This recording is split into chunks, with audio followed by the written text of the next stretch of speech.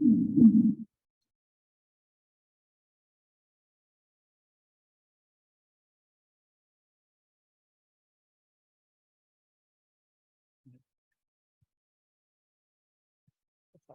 because otherwise. Good evening. It's really delightful to see all these people in the town room, and particularly people who work for the town of Amherst and keep us safe.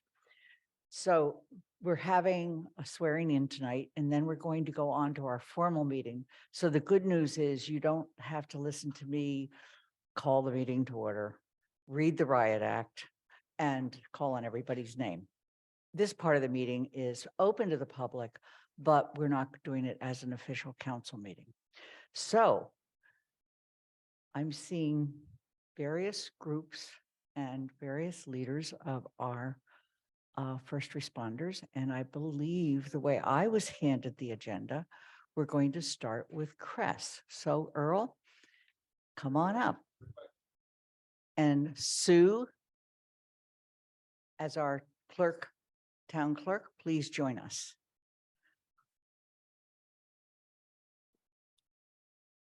Okay. All right. Okay.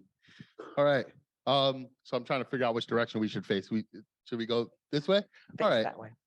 So hello, I'm Earl Miller. What a wonderful privilege to be at a town council meeting. This is my first chance to do this. I'm going to introduce Tia, but first I really want to introduce the entire department. So today we have Pablo, Tim, Rome, Q, Brittany, Vanessa, Kevon, and Kat, who are not able to be with us today. What a privilege to stand on the shoulders of these fine folks we have in the room. Crest is only going to be a success because of the police department and fire department. Anybody who thinks that there could be any space between us is wrong. And I want you guys to know that today. We are here and we will be successful because of the sacrifices you made, because we have two wonderful leaders like Chief Livingstone and Chief Nelson who mentor us and put their work into our department every day. So I'm grateful for you all, and what an honor to be here with you. Tia is probably the youngest person in the room, 20. I've often been asked what makes a good responder, and we don't quite yet have an academy like you all, so we have to figure it out ourselves. What I know is that it's caring about human beings. It's caring about people when it's hard. It's loving the folks in our community who don't have anyone else, and being willing to honor our word. The greatest compliment I can pay to Tia is if she tells you she's going to do something, you can count it as done. She's driving in from the Berkshires here every day. It's a long commute. And she's doing everything she can to learn. We are privileged to have her, and the town is privileged to have her. I often think of Chief Livingstone when I think about her as someone who's coming into the town very young and is going to have a long time to put their mark on this place. And if she lives up to any of the things you've done here, we'll all be better for it. Thank you all.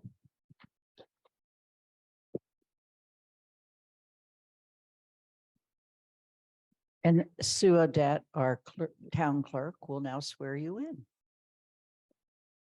Can you raise your right hand, please?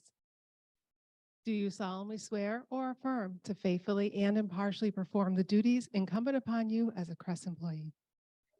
Congratulations.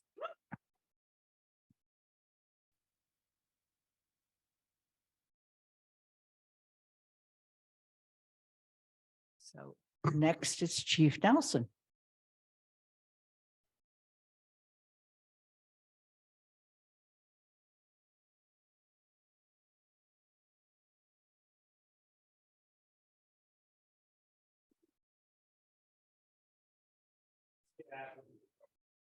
On the record.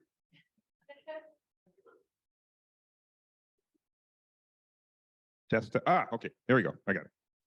Sit down. Anyway, good evening. Hey, first I want to talk about two folks that aren't here. One, Audrey Bulger, brand new to us. She began with us as a student firefighter, college, well, UMass, and was joined us, and she found out that she kind of liked hanging out with us. So again, she's brand new. She's going to be great. We have our other we have another medic, Madeline Burt. who she had a appointment tonight that she couldn't miss. But she's local girl, long meadow, new meadow medic, was working in Pelham, and got the fire bug. She rode with us during the training. She liked us. We liked her. Kind of worked. Great. So, and she's gonna be another great one for the town and us. And we got these three. Anyway, first, Cassandra Cody. She began with us as a student firefighter, UMass grad. Was kind of trying to figure out what she wanted to do with her life, and she kind of found, Amherst fire, and kind of hooked on with us, and she's doing great. She's in medic school now, and she's very shy, but that's okay. But again, another great addition. And one of the things that I like to brag about is we attract really good people here. We really do. I'm the luckiest guy around, because I get to work with all these folks every day. And we have Stone Curry, the Eastern Mass guy. We won't hold that against him.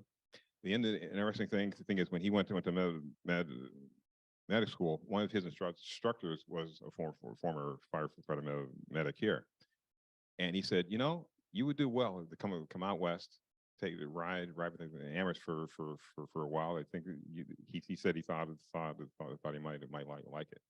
He came out, found that it was a good fit. We know he's going to be a good fit. So, and we're glad to have him here. Stone, of course, for those that are old enough to remember, I guess he was named for the ABC reporter Stone Phillips. If folks are old enough to remember him, so that's a little fun fact. And then we have Alex. Alex, guess what? I got it right. Close enough. Okay. Alex comes to us from upstate New York. Went to Stony Brook. We won't hold that against him either. But came down here from medic school. Thought the area was a good place to be. Good place to learn. Good place to set down roots. He said he came and rode with us during the training time. Impressed us as they all did, and we decided to bring him on board. Once you get to know him, you'll find that he's pretty shy, pretty kind of retiring. Doesn't say much at all. Yeah, right. But anyway, again, we're lucky to have all five of these folks. Extremely so, and they're going to be a great addition to the department, and great for the town, and even more so for the people in town. So, without ado, Sue, come on up. I'll leave it all there. Come, please stand up and join us in front of Sue.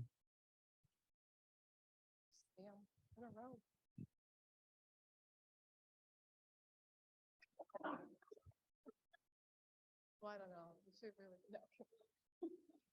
If you all can raise your right hands, please. Do you all solemnly swear or affirm to faithfully and impartially perform the duties incumbent upon you as firefighters for the town of Amherst? Congratulations.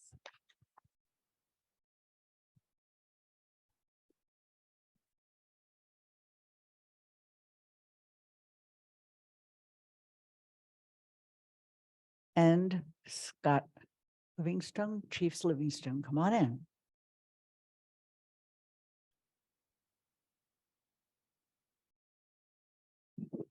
Good evening, everybody, and thank you to the town manager and for all the town councilors for hosting us tonight for this important swearing in. I am going to do things a little different.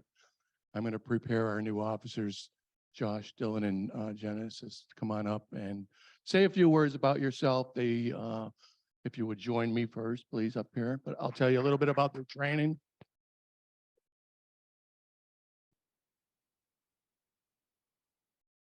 I think for those of you that participate in our recruitment process, you know, it's very rigorous. Our HR department takes part of it. Town manager is part of the interviews, and we have a lot of other processes, but they completed their graduation on November 12th, was it?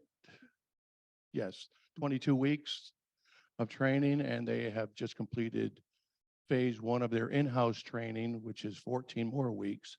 And then if everything goes as planned, they will be out on their own, and much needed, and certainly it will be well deserved. So I'm going to prepare you a little bit for your future testimony in court. So get rid of some of your shyness right away. So if you would just say a couple of words about where you're from and your interest and that sort of thing, and we'll move on. Hello, everyone. I'm Genesis from Springfield. It's a privilege to be here. Thank you for having me. And I look forward to working with everyone and serving the town of Amherst. And yeah.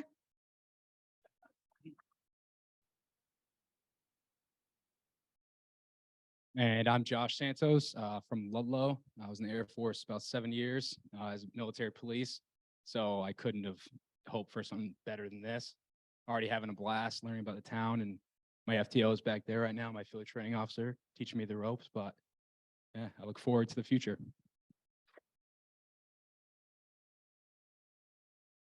How we doing, everybody? I'm Dylan Tucci. I'm 28. I'm also from upstate New York.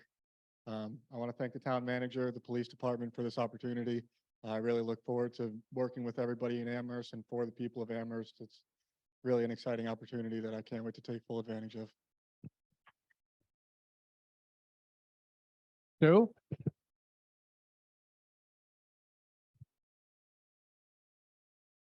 No, you can't leave yet.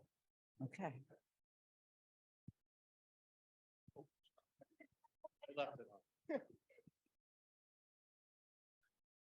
Hi again. Right. And if you could all please raise your right hand, please.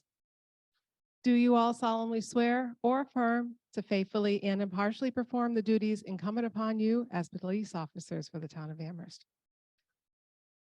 Congratulations.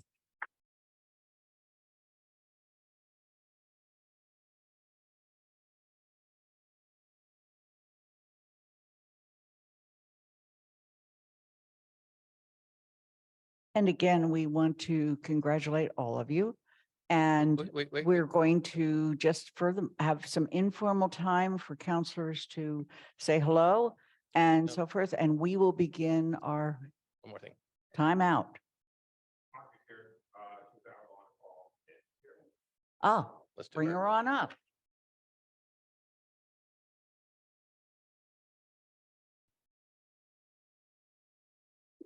Say a few words about yourself. Go ahead. No, you. Hold this. Oh, God. Go ahead. Thanks for coming, everyone. Really appreciate it. Thanks, Chief, for all your help. All right.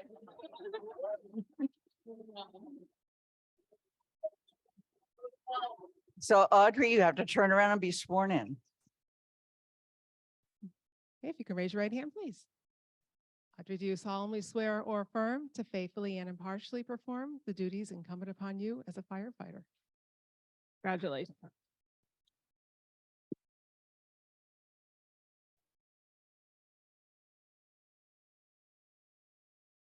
Maybe others have seen people sworn in as they come in out of the field, but it's the first time I've seen it.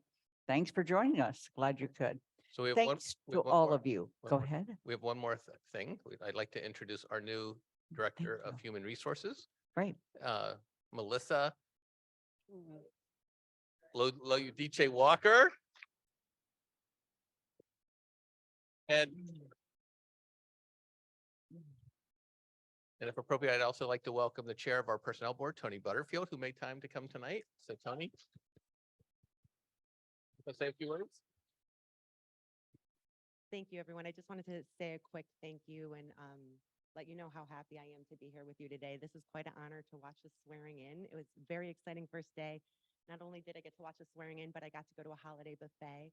So it was wonderful. I really look forward to the good work that is to be done here, and I'm honored. So thank you so much.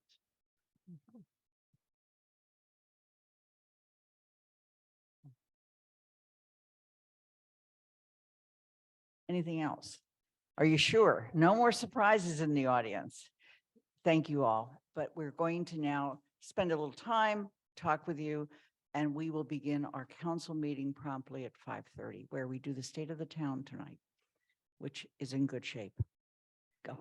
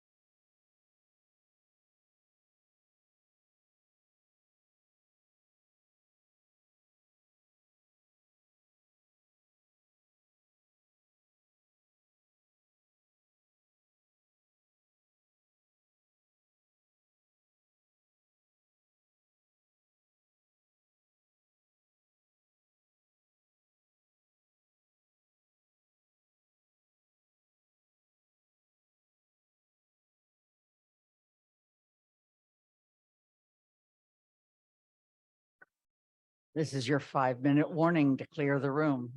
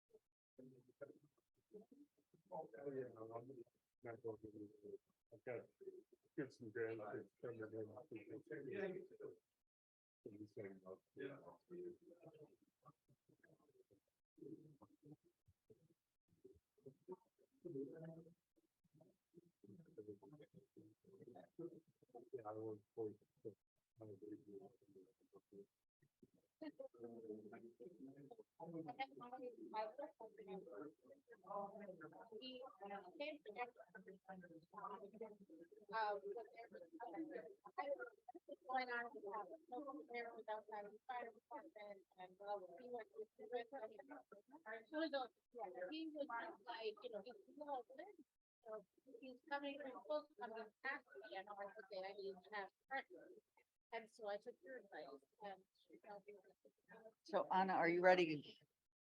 Are you already on? Okay. I don't see you.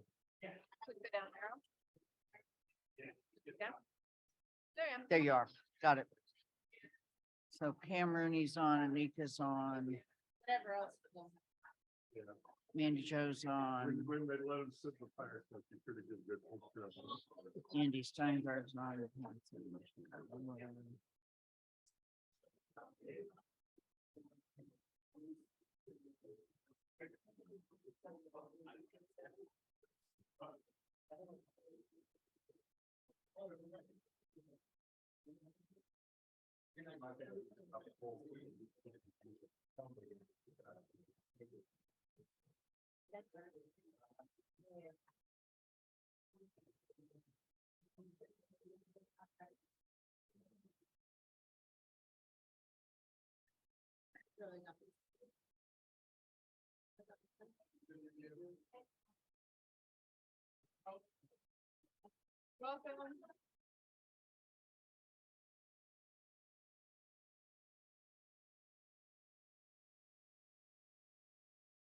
Okay, so Athena, let's remove the screen and get ready to, are we starting a new tape? Okay.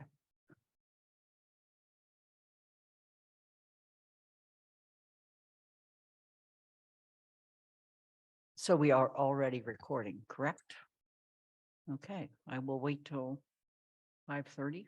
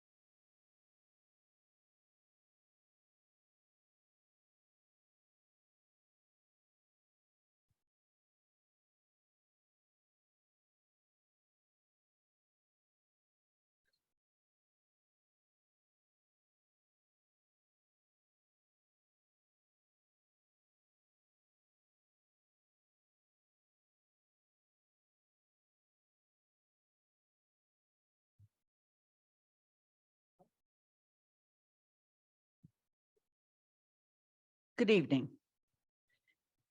It is December 19th, 2022. This is a regular meeting of the Town Council and includes the State of the Town addresses. On November 7th, 2022, an act was signed into law which extended the suspension of certain provisions of the open meeting law. That is what allows us to meet both in person and virtually. You can be either with us in the town room, you can be with us by Zoom, by phone, or watch us on Amherst Media. Given that we have a quorum of the council present, I'm calling the December 19th, 2022 Town Council meeting to order at 5:30. I will call upon each counselor by name. At that time, you should unmute your mic and say present. This will indicate that you can hear us and we can hear you.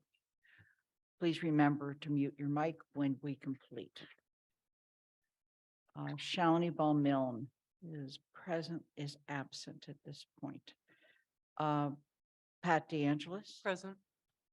Anika Lopes. No, I'm sorry, I skipped a whole line. Anna Devlin Gothier. Present.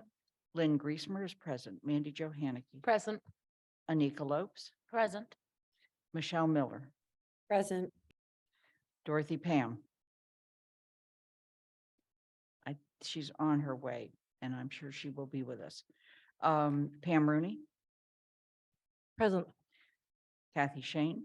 Here. Andy Steinberg. Present. Jennifer Taub. Present. Alicia Walker. She's in the. Please bring her in from the audience.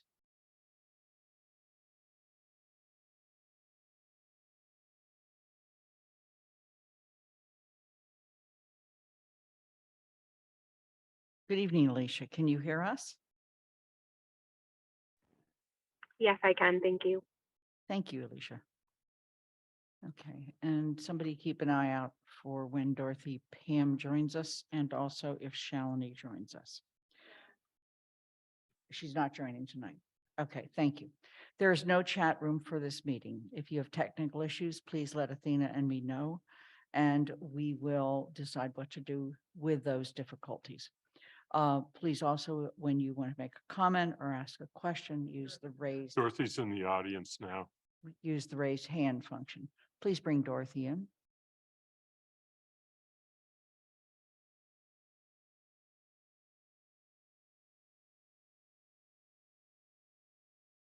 Hi, Dorothy. Can you hear us?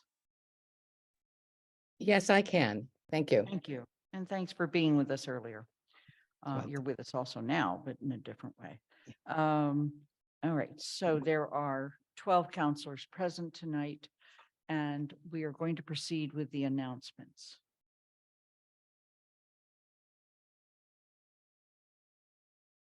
You want to put them up on the screen?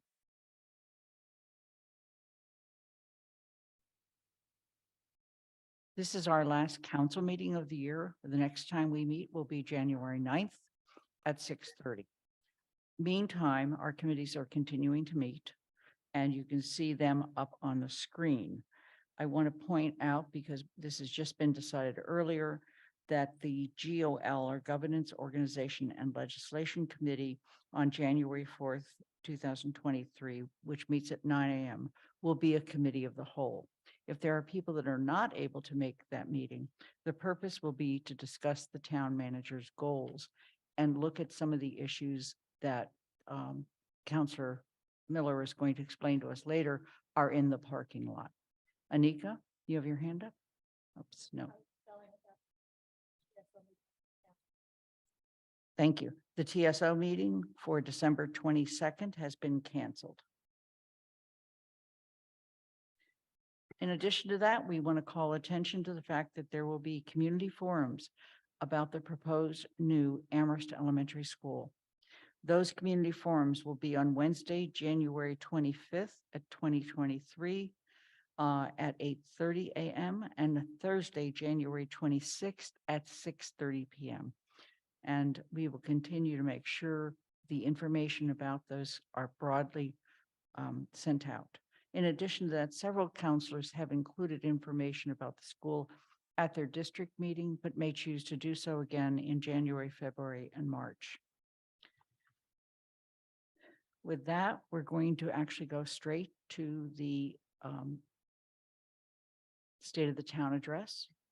And there's actually 5 parts to this evening, and we'll explain that in just a moment.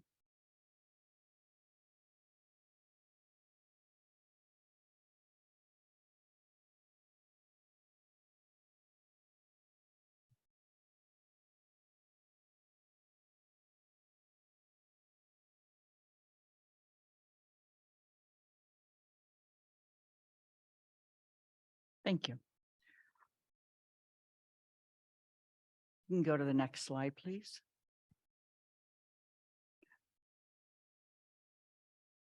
Charter Section 2.2 requires that each year, the council president and the town manager address the elected bodies, officials of the town, and the public on the state affairs of the town. Tonight, we are joined by Jones Library Director Sharon Sherry, who is here on behalf of the trustees. We are joined by Allison McDonald, who is the chair of the Elementary School Committee. And as a special feature this year, we will have a brief preview of a topic that will be a part of our 2023 Serious Conversations. That is coming from Kathy Shane, Chair of the Elementary School Building Committee and a counselor in District 1. Next slide. This is the 4th State of the Town address that I've given, and it continues to be an honor and privilege to serve as the president of the Town Council. Next slide. Please allow me to focus on the town manager and our outstanding town staff and express appreciation for others as well. We want to sincerely express our appreciation of our town staff. Earlier, we swore in some new first responders for police, fire, and EMS, and new CREST team as well.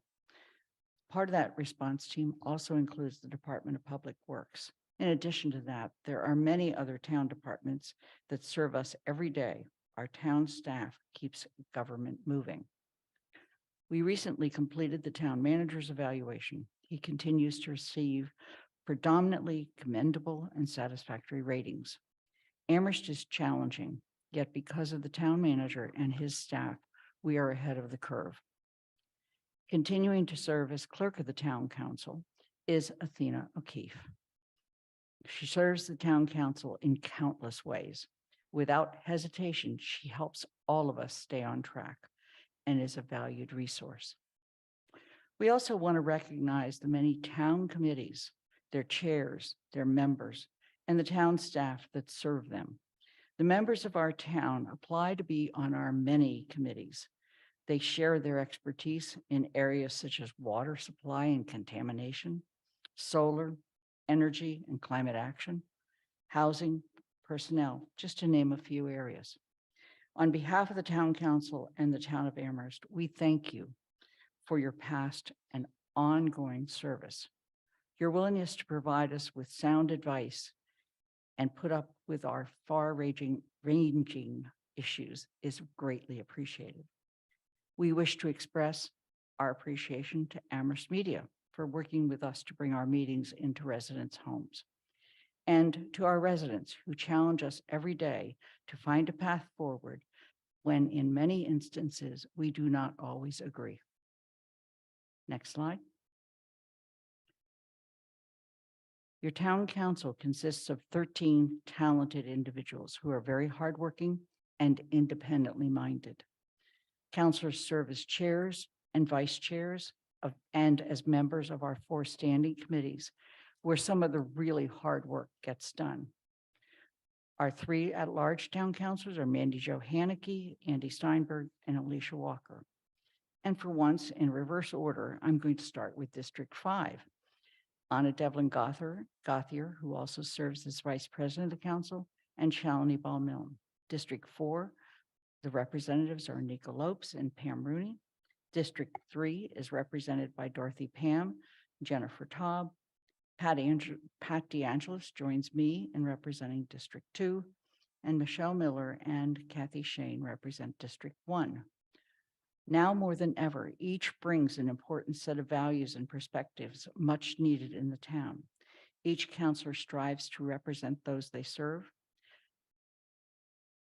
Please, at some moment, please let your counselor know how you appreciate them in the same way that you let them know about issues that are important to you.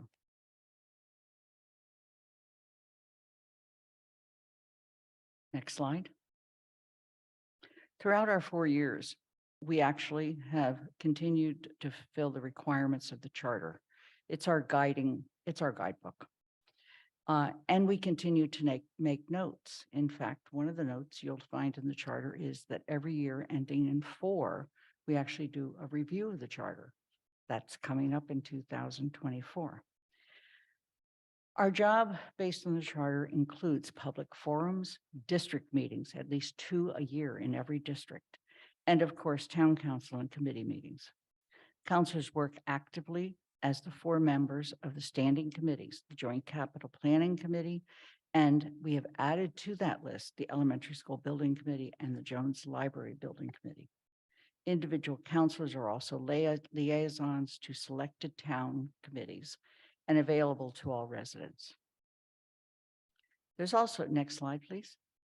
There's also charter requirements, and this is just a reminder of what we have accomplished over these last several years. First of all was the approval of the master plan as recommended by the planning board.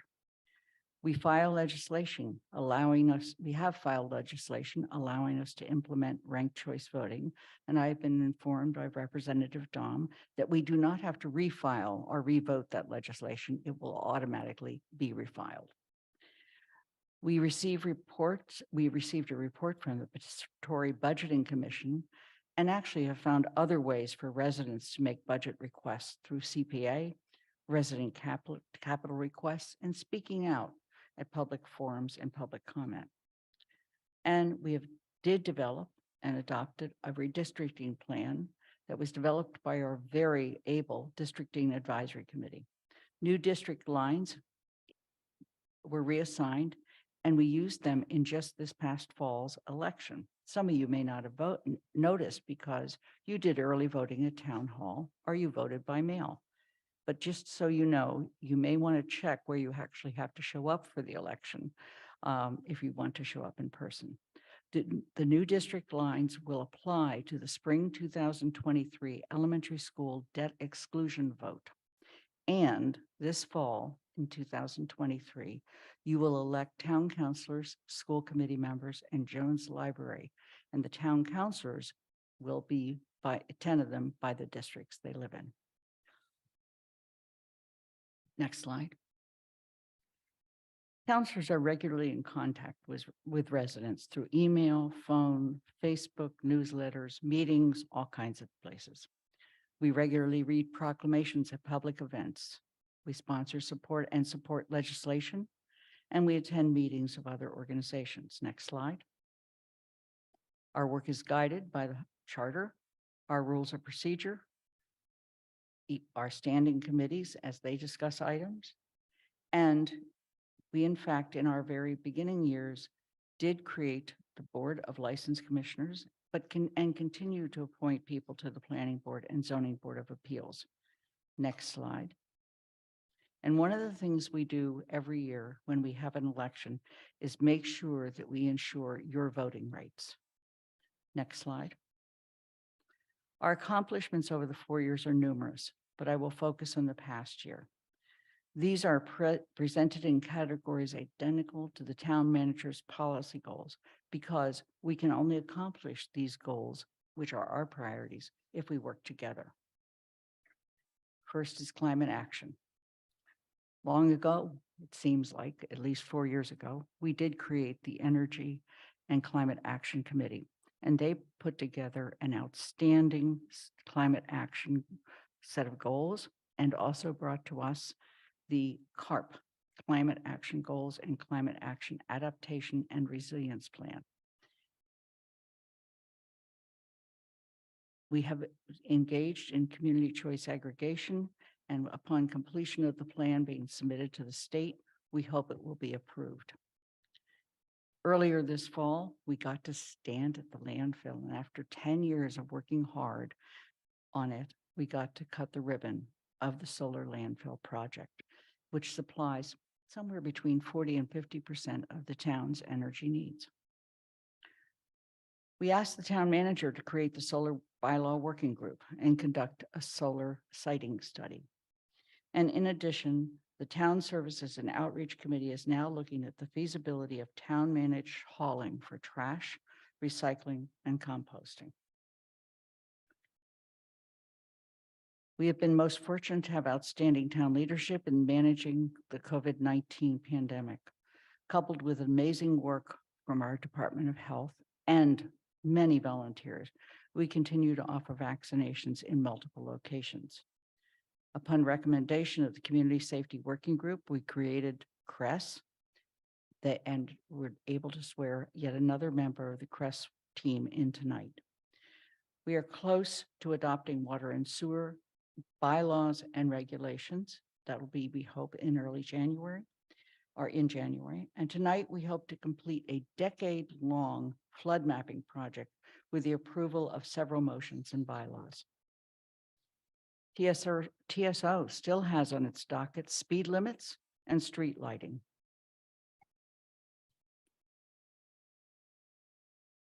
Recovering from the pandemic continues to take significant efforts and determination, including zoning bylaws and use of the public way. Next slide. This includes the town's partnership with the Bidden Chamber and our human service nonprofits, such as Family Outreach, Survival Center, and Craig Stores. We've invested in recreation in our public ways and done that by increasing their use, renovation, and additions. Next slide. We have passed several zoning laws, bylaws, and general bylaws in support of economic vitality and overall community welfare, including taking what was learned through temporary bylaw 14 and amending existing bylaws accordingly. That we hope will also be approved tonight. Other bylaws address housing, parking, surveillance technology, and historic preservation. Next slide. Capital investments is an area of major activity for the town. You just have to ask the people who work on both the Jones Library Committee and the Elementary School Building Committee. We'll learn more about that later. Locating a home for the Department of Public Works and the fire and EMS station south of downtown remain high on our list. At the same time, we're benefiting from anonymous donations allowing for the expansion of the North Amherst Library and other donations that allowed us to build a dog park. Our capital inventory and 5-year capital improvement plan is comprehensive but daunting. We continue, the next slide. We continue to do this because of sound, outstanding fiscal management, a balanced budget, sufficient reserves, creation of a capital stabilization fund, clean audits, and an A++ bond rating. None of this should be taken lightly or assumed to be normal. With our outstanding fiscal staff and town management, we have worked hard to get there. Next slide. The work of the town council regarding housing is guided by our comprehensive housing policy that came from our CRC committee with long hours of work. In the area of affordable housing, we continue to work on 132 Northampton Road. As you bump along the bumpy parts of Route 9, you can see the 3-story structure. And we have added to that Belchertown Road and the East Street schools. A new development on Ball Lane is under review and will provide home ownership opportunities for low and moderate income families and individuals. We continue to provide for our homeless population while taking a major step forward with the pending purchase of 457 Main Street as a starting point for creating a permanent shelter and housing. The rental registration bylaw is under review by CRC, and the town council has asked the finance committee to take a look at potential home rule legislation regarding implementation of a transfer fee related to the sale of homes above a certain dollar threshold.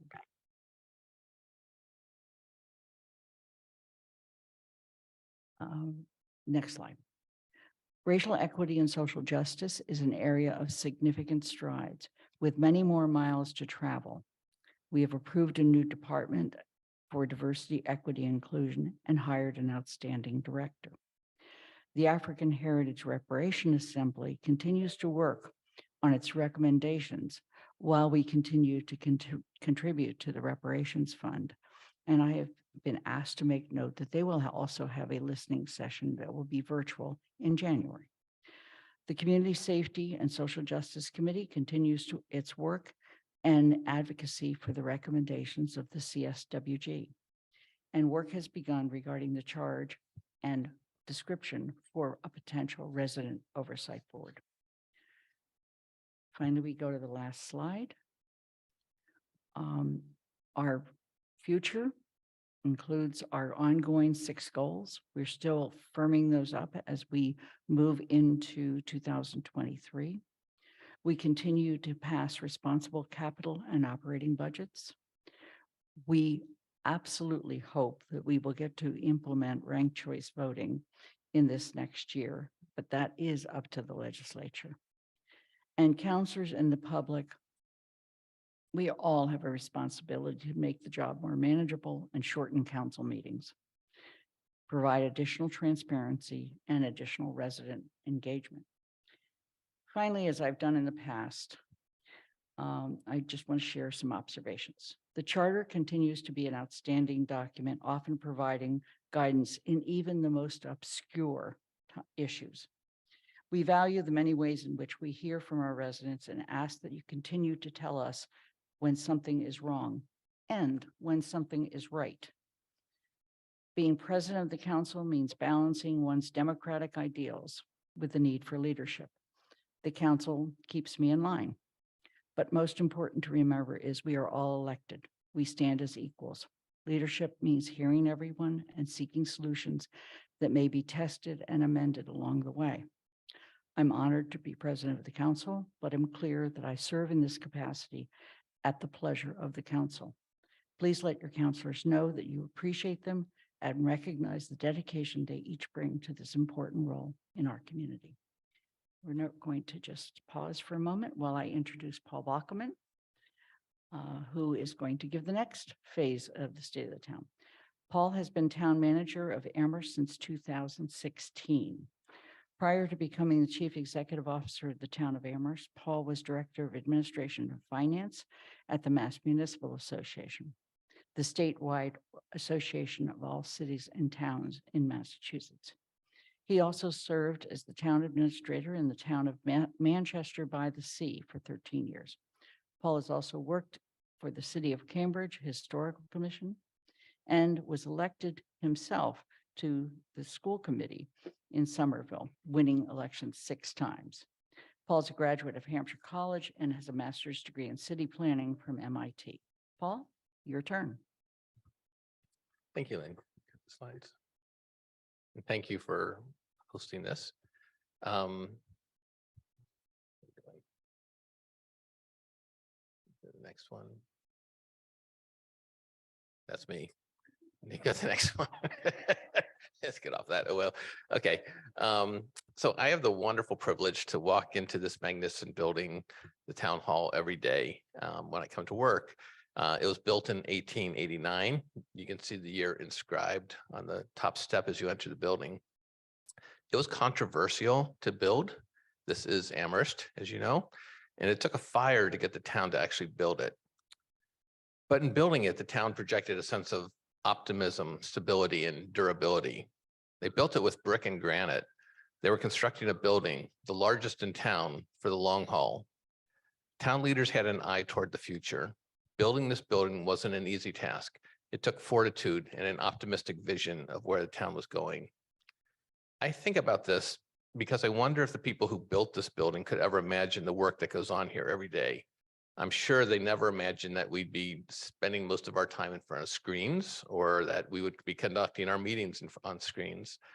But I bet that many of our debates about what to build and how to build it would sound pretty familiar to them. It's no secret that it's hard to get things done in local government. It's government that is closest to the people. We all have opinions and we all care. It's not unusual for a project to take several years to actually design and build something, but that's actually the easy part. Usually there were several years before that spent developing finance plans, convincing boards, committees, and the voters that these projects are needed for their children and their children's children, and that the money was going to be spent wisely. It's especially true in Amherst, but I have to say, the town where only the H is silent takes debate to a nearly every issue to a new level. We see it play out in the town council meetings weekly, it seems. Through the course of these debates, I strive to be positive. I tell myself that the debate is part of the process that we have to go through to get to a better place to actually get things done. But it can be frustrating at times. I know you all feel this too, and I know the public feels it as well.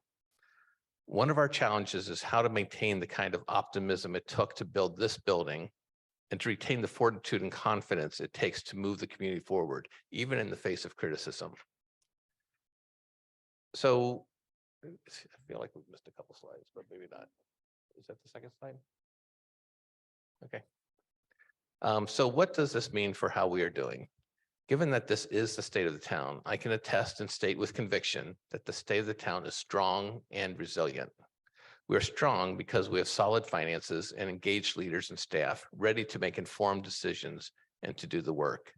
We are resilient because as we emerge from the depths of the pandemic, we can show dozens of achievements and can show plans for more in the coming years. To that end, I want to celebrate our accomplishments for the past year and speak with hopefulness of where we will make progress in 2023. So let's look at our record of accomplishments, and I'll skip over anything that Lynn has already talked about. As I look back at the past year or so, we've had many successes and some truly amazing things that we can celebrate. So think about it. Can you go to the next slide? Maybe it's this. There, that one, yeah. Our kids now have a new spray park at Groff Park and a new playground at Kendrick Park. The town now owns 150 acres of pristine land, the former Hickory Ridge Golf Course, purchased for just $520,000, that preserves over a mile of sensitive river frontage and sets aside land to generate 6.5 megawatts of electricity using solar panels. To the east on Belchertown Road, we powered up the new solar project on the town's closed landfill, generating another 4 megawatts of clean energy, all of it going to meet the needs of our municipal buildings. And a side benefit to this project was that dedicated residents and staff were able to find space and funds to open our first dog park on another part of the closed landfill.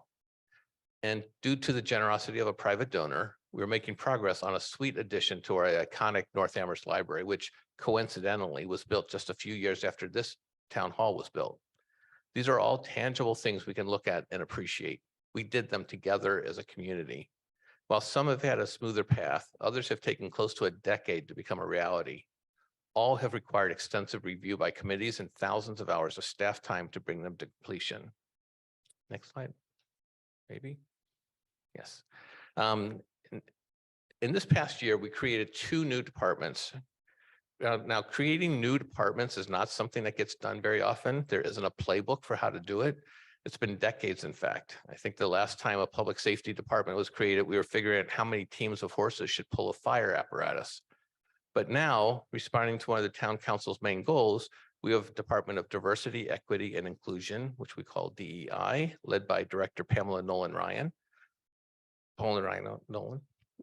sorry, and a Department of, I just call her Pamela, and a Department of Community Responders for Equity, Safety, and Service, led by Director Earl Miller.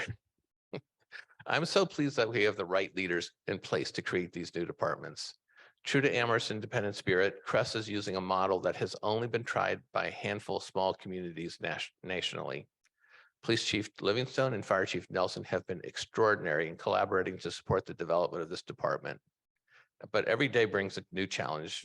I talked with Earl this morning. We had something new to talk about. I ask you and every member of the public to keep in mind, change in local government takes time. Expect years of work to fully realize the goals of our DEI and CRESS departments, but the work will be done. In addition, we're making tangible progress on other major goals set by the town council. Next slide. We're working relentlessly to get a new elementary school for our children, which will create operational savings by combining 2 schools into one. This spring, the voters will be asked to support a new building by voting to exclude its debt from the limits of Proposition 2.5. It is vital for the town's future that this debt exclusion pass. Tonight, you'll get a brief glimpse of this new building that I hope you'll be as excited as we are for what the future holds. Plans for the Jones Library renovations are coming into focus. That building needs a serious injection of capital, most of which has been secured by a grant or will be raised privately, to become a true centerpiece of our community in the downtown business district. It's a bold statement, much like the town hall was in 1889, that will pay dividends well into the future. We have continued to make real progress on securing new facilities for our firefighters and public works employees. The current central fire station and DPW facility must be addressed. Expect to see solid steps on these two projects early in 2023. So next slide. I'm going to zip through some of our other accomplishments. I'm not going to read all these words.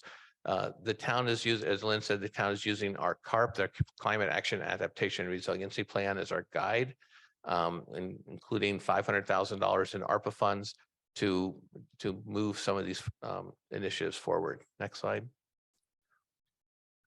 With the affordable housing projects on Northampton Road, Belchertown Road, and the East Street School, we will rank among the top towns in providing affordable housing by percentage of housing. And we are preparing to purchase the former site of the VFW on Main Street as a location for a permanent year-round homeless shelter. Next slide. Our health department has continued to address the needs of the public by offering testing, contact tracing, and vaccination clinics to fight COVID-19. In the last couple of weeks, nearly 600 people received their vaccine, many for the first time. And also working with the DPW, the health department was selected by the state to conduct regular testing of our wastewater for COVID. This information is shared regularly on our town website. Next slide. The shakeout from the pandemic has certainly taken a toll on our local businesses, but actually economic activity in town is pretty good, especially when you compare it to other communities. The town has been awarded hundreds of thousands of dollars in grants for downtown improvements, and there's more to come. I want to recognize the energy and tireless creativity of the leaders of the Business Improvement District and the Chamber. Working with town planning staff, their vision and energy have truly changed the game in Amherst.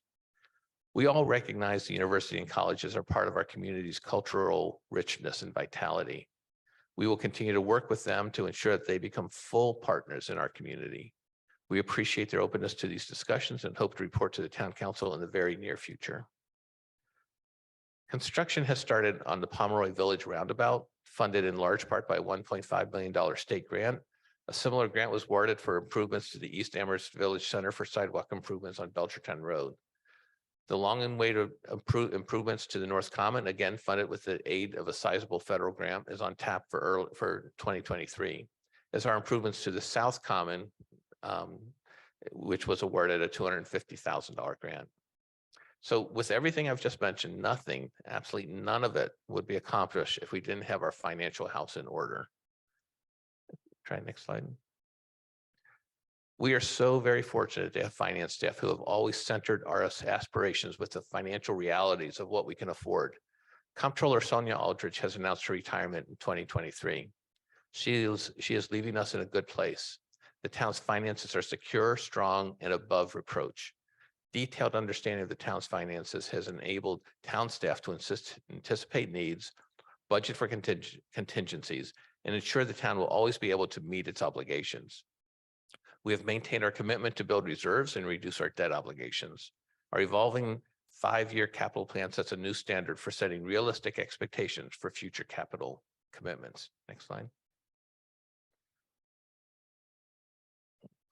And then we go to the next slide. So I have worked in local government my entire career. When working in local government, one must take stock of our accomplishments, and that's what I just did, because we need to remember that our work will lead to a better tomorrow. We need to identify and celebrate these accomplishments to bolster our resiliency, because things can take a long time. You see, it's the rare initiative that doesn't have at least one group of individuals who doesn't like it. We hear it every day. The effort to advance an idea or project can take years. We find ourselves trying to convince, cajole, and even grovel to get a project over the finish line. As one of my colleagues in local government reminds me, it is the frustrations and setbacks that we typically remember, We focus on the delays, diversions, and recriminations. I have to remind myself to recognize the many accomplishments of which we can all be rightly proud. For those in the community who say we aren't going far enough or fast enough, I challenge you to point to another community that is doing more, another community that is having these dynamic discussions about race and climate, another group that is engaged in deep reflection about public engagement, other municipal staff who see their work for the town as their mission, not just a job, another police department that serves the town as well as ours does, another public school system where you would rather send your children. We aren't perfect, I recognize that, but we are engaged and willing to do the work to make our community better. Lastly, I want to acknowledge that it's been a rough year for our employees. Like every entity, we have had staffing challenges, but the town's employees have really stepped up to fill shifts, answer phones, fill in when needed. Every time you ask an employee to do something, they're there, and they always are filling in gaps when they recognize it. I'm really feel honored to work alongside these dedicated people who continue to devote their professional careers to serving the people of Amherst. I especially want to acknowledge the town's department heads. These are the folks that you most interact with. They're very talented individuals, and I appreciate every one of our staff. There's no shortage of goals. Tonight, the town council will be discussing several dozen goals for the manager in 2023, which I look forward to engaging in. But the central message for me tonight is we will need resilience, patience, and persistence, and drawing on our better selves to realize our goals. Keeping the long-term plan an explicit part of the daily conversation makes short-term setbacks easier to take. Which takes me back to this building. In 1889, town leaders set a path to build a majestic town hall in the center of town. Because we're sitting here tonight, we're fortunate they had the vision and courage to build it. Thank you. Thank you, Paul. I would just want to note that in addition to being joined by Sharon Sherry, who is the director of the Jones Library, we do have trustees from both the library and the school in the audience as well. Sharon is a Berkshire County native and a UMass alum. She's been working in Western Mass Public Libraries for 30 years. She's been the director of the Jones Library System for the past 11 years, and prior to coming to Amherst, she directed both the Greenfield and Sunderland Public Libraries. Sharon, I just also want to mention that there is a longer report in the packet to the public and the council, but Sharon is going to highlight some of that in her brief presentation. Thank you. Thank you so much, Lynn. And thank you all, counselors and Town Manager Bockelman. You want to pull up the slides? Thank you. Next slide. So the COVID pandemic continued to affect all library activity throughout fiscal year 22. Over the summer of 21, staff continued to act as greeters to ensure that patrons were wearing masks and remaining socially distant, and the open hours schedules for the 3 buildings remained limited. But as of Labor Day 2021, for the first time since March 2020, all 3 library buildings opened full-time. I want to give a special shout out to the Amherst Health Department for working with us throughout the year to distribute PCR COVID tests to the public on a weekly basis. The public demand for those kits was quite extraordinary during that time. And to the Amherst Fire Department for continuing to provide library staff with KN95 masks, even after the mask mandate was lifted in March. The library system has yet to return to pre-COVID operations. People are still quite wary of COVID. So during FY22, staff continued pivoting, with many of our services and programs being made available either virtually or outside. The Children's Department hosted 99 virtual programs in FY22, including the distribution of over 1,800 take and make activity crafts. The Reference Department began offering library patrons up to 10 pages of free printing or copying each day. We also continued our free print from home service, which patrons used over 300 times during FY22.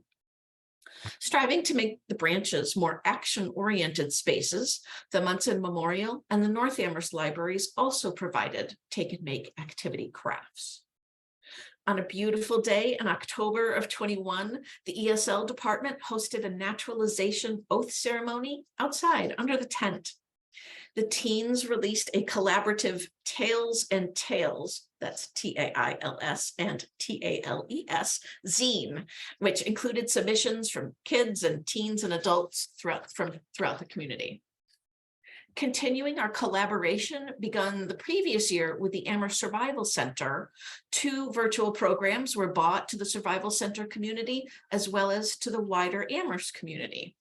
A free cooking class featured the center's community meals coordinator preparing a meal made from local seasonal produce.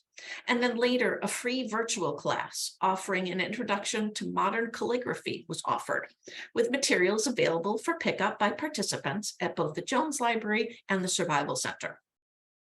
In April, which is National Poetry Month, our special collections staff gave a completely verbal presentation about Emily Dickinson and Amherst during her lifetime, along with descriptions of our collections for Behind Our Eyes, which is an organization of writers with disabilities.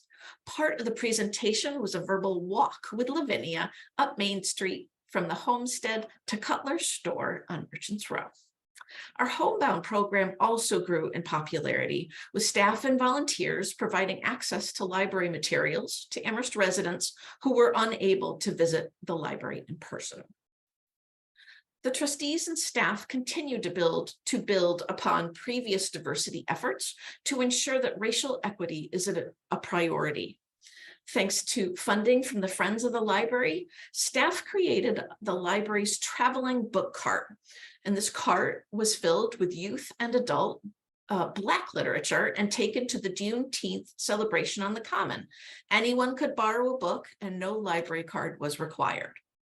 Our 2022 On the Same Page Amherst program was held virtually again. The selected title was Gerald Walker's How to Make a Slave and Other Essays. With supporting programs and a book discussion, over 100 participants delved into Walker's Reflections of Race by a Black Man in Academia, of Parenting, and as part of the wider community.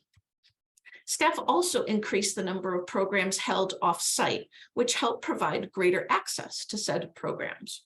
For example, of the 178 programs that the Jones Library Kids Department hosted, 44% of them were hosted outside the library, either under the tent or off-site in the community.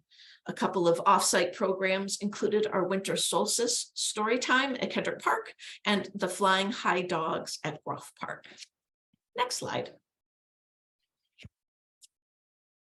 Let me switch gears and give you a quick overview of our budget. Regarding income, the library received a 2.1% increase in its town appropriation for FY22. The trustees reduced the endowment draw rate to 4%, which was down from 4.5% in FY21. This equaled a 7% decrease in income. So in order to fill the gap, the Friends of the Jones Library System donated over $160,000 to the library, and which was a 16% increase over FY21. Gifts from the Friends equaled 7.7% of the library's FY22 total operating budget. And I want to thank all of our donors. Small gifts, large gifts, they all matter, and they all help to provide programs and services that really make a difference in our town. Library staff also secured $23,000 worth of grant funding for the purchase of circulating materials, special collections programming, and equity training for staff. Regarding expenses, 65% of the library's total operating budget during FY22 was spent on personnel. Utilities expenses, which equaled 3.6% of the operating budget, saw a 31% increase. And building maintenance costs increased by 8%, basically because the Jones systems have exceeded their useful lives. Based on demand, for the second year in a row, the purchase of e-content surpassed that of books. There are many reasons for this nationwide decline of print book usage. For example, our Google machines, they have definitely contributed to the decline. Using our personal devices is convenient and enjoyable for a lot of us. Budget cuts. Public libraries have not recovered from the 2008 recession. We are weeding according to industry standards, slowly and methodically, but we're unable to replace these items as quickly because there just isn't enough money. So there are fewer books on the shelves available for checkout. And also, technology is changing at the speed of light. And so because of this, libraries are also having to purchase the same title in many different formats, whether it's regular print or large print, a book on CD, a playaway, and that eats up the budget quickly. Next slide. And finally, an update on the building project. As you know, the Jones Building is in need of extensive work to solve its safety, efficiency, and building systems problems. These problems cannot be solved by rearranging the furniture. You combine these issues with the fact that we're unable to serve this community's underserved. At a cost of $15.8 million to the town, regardless of what the total project cost is, the trustees in the town are moving forward with our Massachusetts Public Library Construction Grant Project. In advancement of the renovation and expansion project, several key milestones were met during FY22. The Jones Library Building's historic structure report was completed. The Amherst Historical Commission unanimously approved moving the Kinsey Garden plantings and hardscapes to the Kestrel Land Trust property located in South Amherst. The Jones Library Building's historic preservation restriction was completed. Due to their historical significance, a separate and permanent room for the town's Civil War tablets was designed. Also, many opportunities for public engagement were provided throughout the fiscal year, including an appearance on Cup of Joe with the town manager, a library chat, building committee, community chats, and an open house was held in May in order to speak with community members and collect comments about the project. And finally, the town received its first MBLC construction grant disbursement in the amount of $2,774,263. If you have not yet had an insider's tour of the Jones, I urge you to set aside 1 hour, maybe an hour and a half for a tour. And if you'd like to make a pledge towards the capital campaign, I would love to hear from you as well. Thank you. Thank you, Sharon. We really appreciate you being with us. We're going to go on to the school committee, and we're joined tonight by Allison McDonald, who is chair of the school committee. Allison and her family moved to Amherst 20 years ago, choosing Amherst for the strong reputation of its public schools. She is a communications and marketing professional, has worked locally and now virtually. Over the years, she has volunteered with the PGO at Fort River and helped out with her son's youth sports events. After serving on the district's enrollment working group in 2017, Allison was elected to the school committee in 2018. She is now the chair of that school committee and is the past chair of the regional school committee. Allison, we'll put your slides up, and you may want to go ahead and mention that Doreen Cunningham has joined us this evening, and Mike Morris is unable to be with us. Thank you. Yes, I can see Doreen's face on the screen. Thank you for that introduction. I'm Allison McDonald, and have been with the school committee for almost 5 years now. Doreen Cunningham is here with us. She's our assistant superintendent for diversity, equity, and HR. And so I'm happy that she's able to join us tonight. I'm not sure I see my colleagues in attendance, but I'm sure they're watching from home. There are many other individuals who work very hard every day in support of our students and our schools who are not here. But we are both fortunate and grateful for their efforts and dedication. So next slide. I show this slide every year, but I think it's super important because I think it's easy um, to forget what our overarching mission and our guiding star is for our schools. It is obviously our students. We all know that.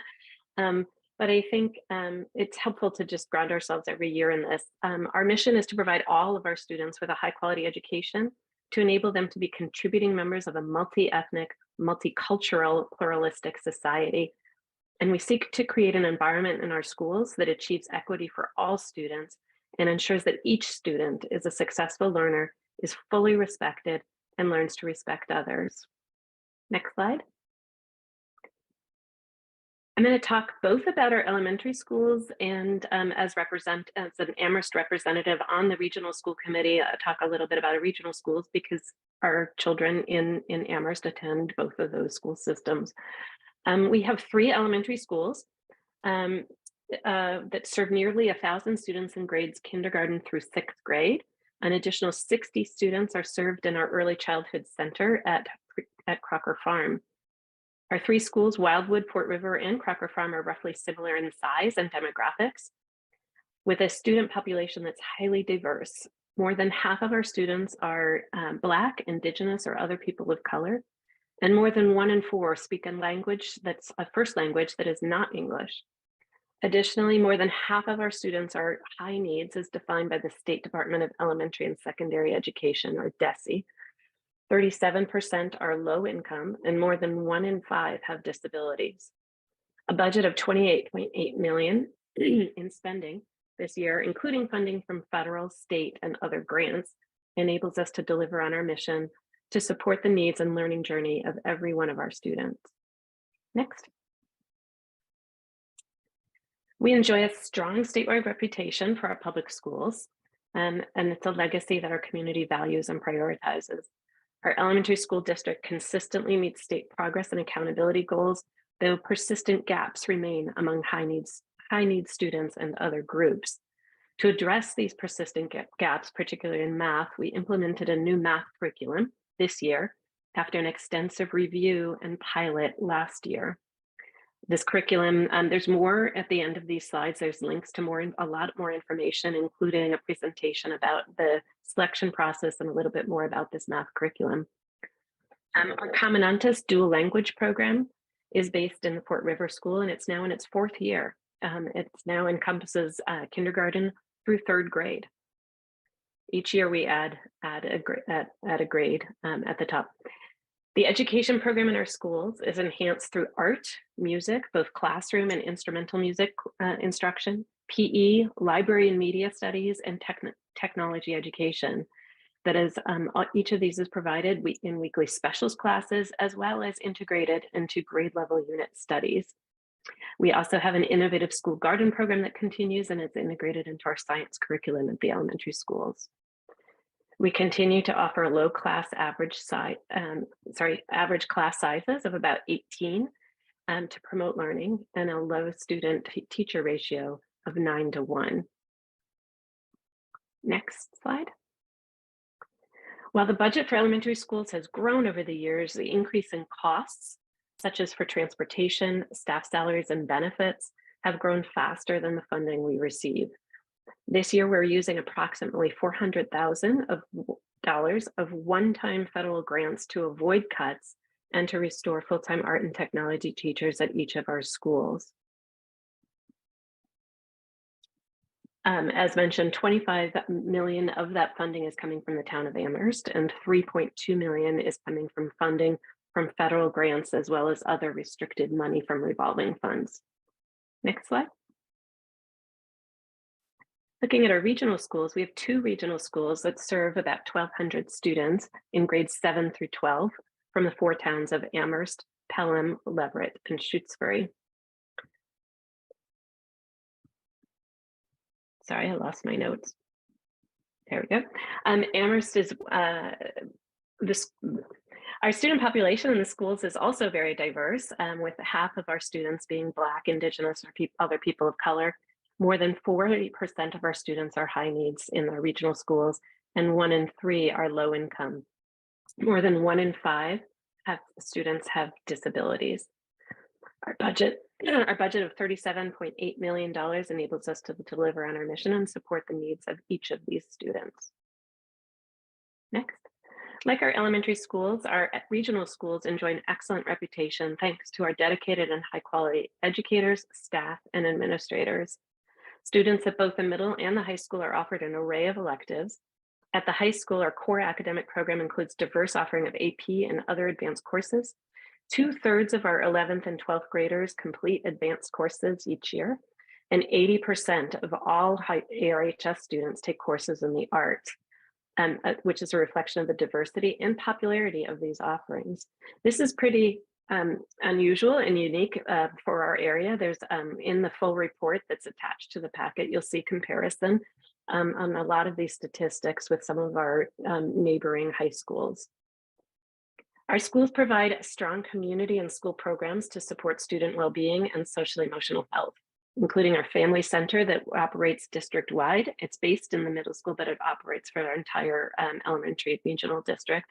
Our BRIGHT program, and I'm forgetting what that stands for, but it's a support for mental health and students after extended absences from school, and our restorative justice programs. Additionally, after piloting later start time during the pandemic, we implemented that as a permanent change last year and continue this year.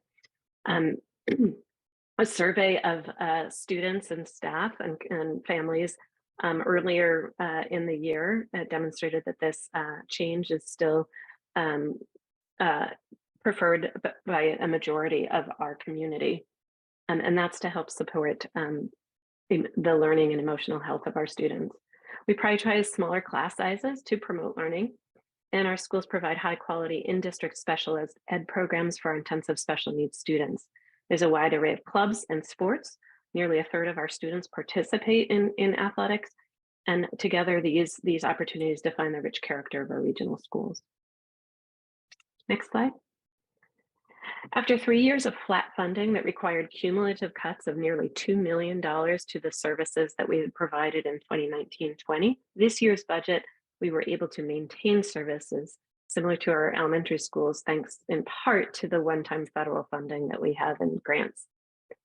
This year, we're using $17 million in funding from the town of Amherst, an additional approximately $16 million in funding that comes from the state and the 3 other region towns, and $4 million in funding from federal and other grants, as well as revolving funds. Next. This slide shows our goals for this year.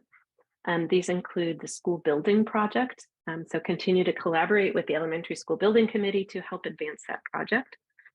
We also are moving our 6th grade to the middle school. Amherst is the only town in the region that is moving at 6th grade, and those students will remain students of the elementary school district. We're completing those plans, and that will happen at the fall of next year. Budget engagement, we're implementing new ways to engage the community in the budget development. The regional school committee recently completed a survey of our school community that provided rich feedback from over 200 respondents, lots of open-ended comments, much more than we typically get in our budget hearings and budget forums. And the elementary school committee is going to implement something similar in the new year. The regional capital plan, looking to develop and refine our long-term capital plan for the regional properties. We're also focusing on student safety and well-being, particularly in the regional schools, and staff diversity and inclusion. This is a goal that we've had sort of over multiple years, that Doreen Cunningham has been leading a lot of this effort in supporting professional development for and to increase the retention of staff of color. I hope you'll tune in for and look in the full report to see the progress that we've made. It is significant to see the changes over the 4 or 5 years since this has been a focused goal. In terms of curriculum instruction, we're going to continue to work on implementation of the new elementary math curriculum and focus on monitoring student achievement data to make sure it's achieving that it's having the impact that we had intended. And in the region, we're working on school improvement plans to update those school improvement plans. Next. This slide has links to a lot more information. There's also in the packet, there's many more slides that have a lot more information about the schools. If you want to look at more information about the plan for the 6th grade move to the middle school, the elementary math curriculum, the community feedback on the start time change, as well as community feedback on the regional schools budget. If you have questions, please, not tonight, but you can email the school committee at amherstschoolcommittee@arps.org at any time after this. Dr. Morris's email is there. And Doreen Cunningham's email is also on the website. And I think that's it. Thank you. Thank you, Allison. We're going to move on to a special feature of tonight where Kathy Shane, who is chair of the Elementary School Building Committee, she also serves on other committees for the council and has served on the council since its beginning 4 years ago. She and her family have lived in Amherst for 40 years. Trained as an economist with a focus on public finance, before retiring, Kathy led policy and research efforts to reform the U.S. healthcare. She also served for a decade as the research and policy director for a national labor union representing low-wage health and other service workers. Kathy, please proceed. Thank you. Thank you, Lynn. Wait to get my slides up. I'm both delighted and honored to have this opportunity to share the emerging design of the new elementary school. And I'm doing this on behalf of our fabulous school building committee, which has at least one other counselor, Alicia Walker, on it, and multiple school members. All of the pictures that I'm showing tonight come from presentations to the committee by our creative, responsible design team, Danisco Design. Next slide.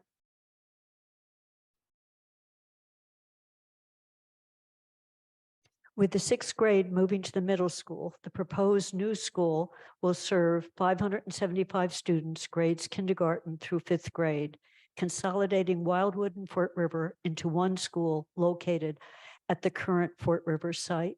As you can see from this overview of the site layout, the site is large enough to allow a new building on the south end of the property, a substantial distance away from the current school, which is that little dotted line you see up top.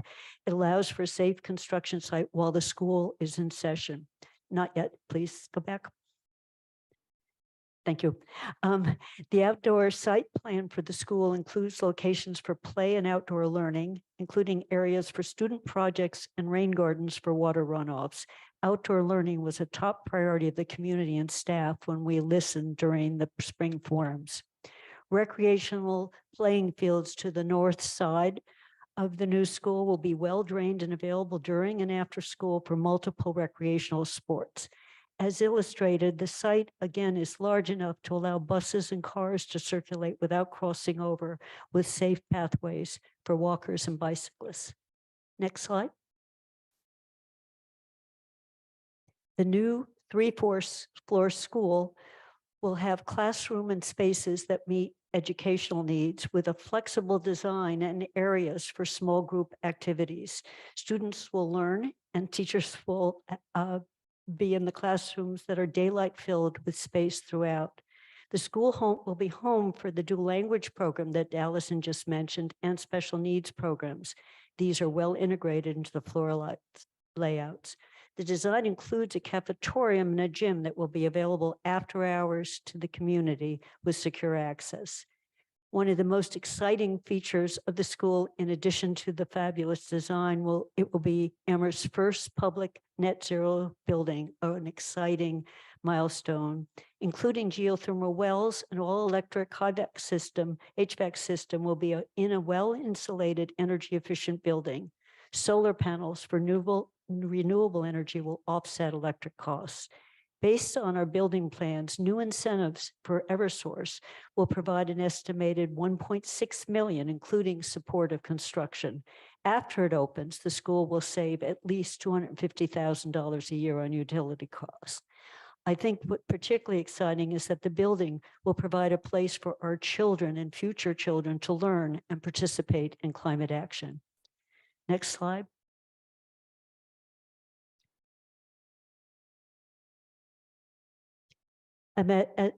As this video shows you, the design team has been able to bring the building to life for us. As we approach the entrance, you can see it's clearly marked. There's a place for the name of the school, and we've actually thought we might want to have a naming contest if we decide to name it differently.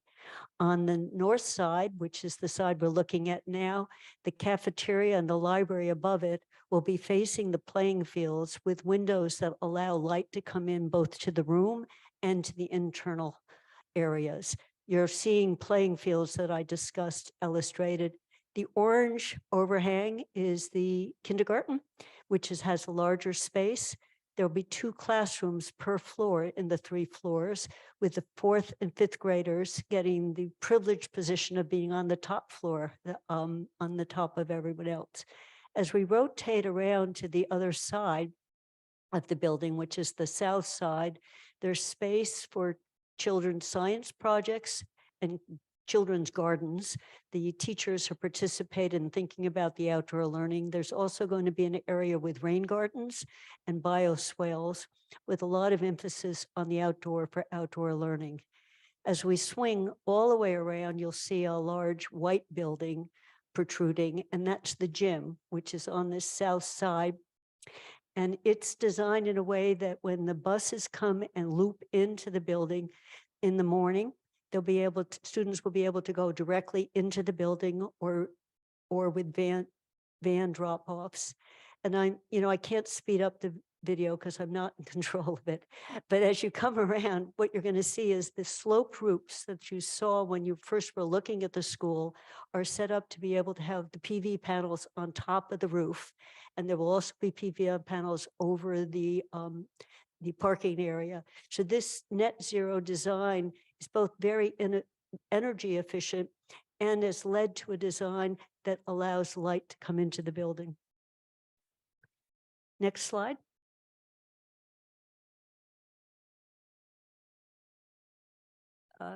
We're still on it. Okay, that's great. This slide, again, is as if we're walking into the building. Danisco has allowed us to see what some of the floor layouts look like and what the height of the ceiling looks like, as well as the glass. Daylight has been emphasized throughout this building, both internal and allowing light to come into the hallways. And those colored tiles you see up on top are acoustical tiles to keep the noise levels down. As we rotate around, walking down this hallway, you're going to see the cafeteria on the left. And I thought I had sped up the time. I'm sorry, Lynn. We're just walking very slowly down this hallway.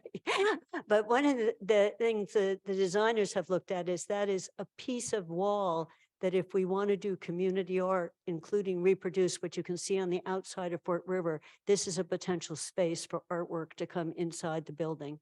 On your left, as we swing around, is going to be the cafeteria. And on your right, you can see the gym. And both of these have light coming in with glass internal walls, as well as the ability to look outside. Now, last but not least, is the cafeteria. You can walk outside of this cafeteria to the outdoors. You can see the stage, and it connects to the music rooms, which are on the entry of the building. So the music classes can come onto the stage for practice and/or performances. I'm just going to let the slide walk us back out of the building. You can actually click out of this slide, Sean. We'll go into the next one.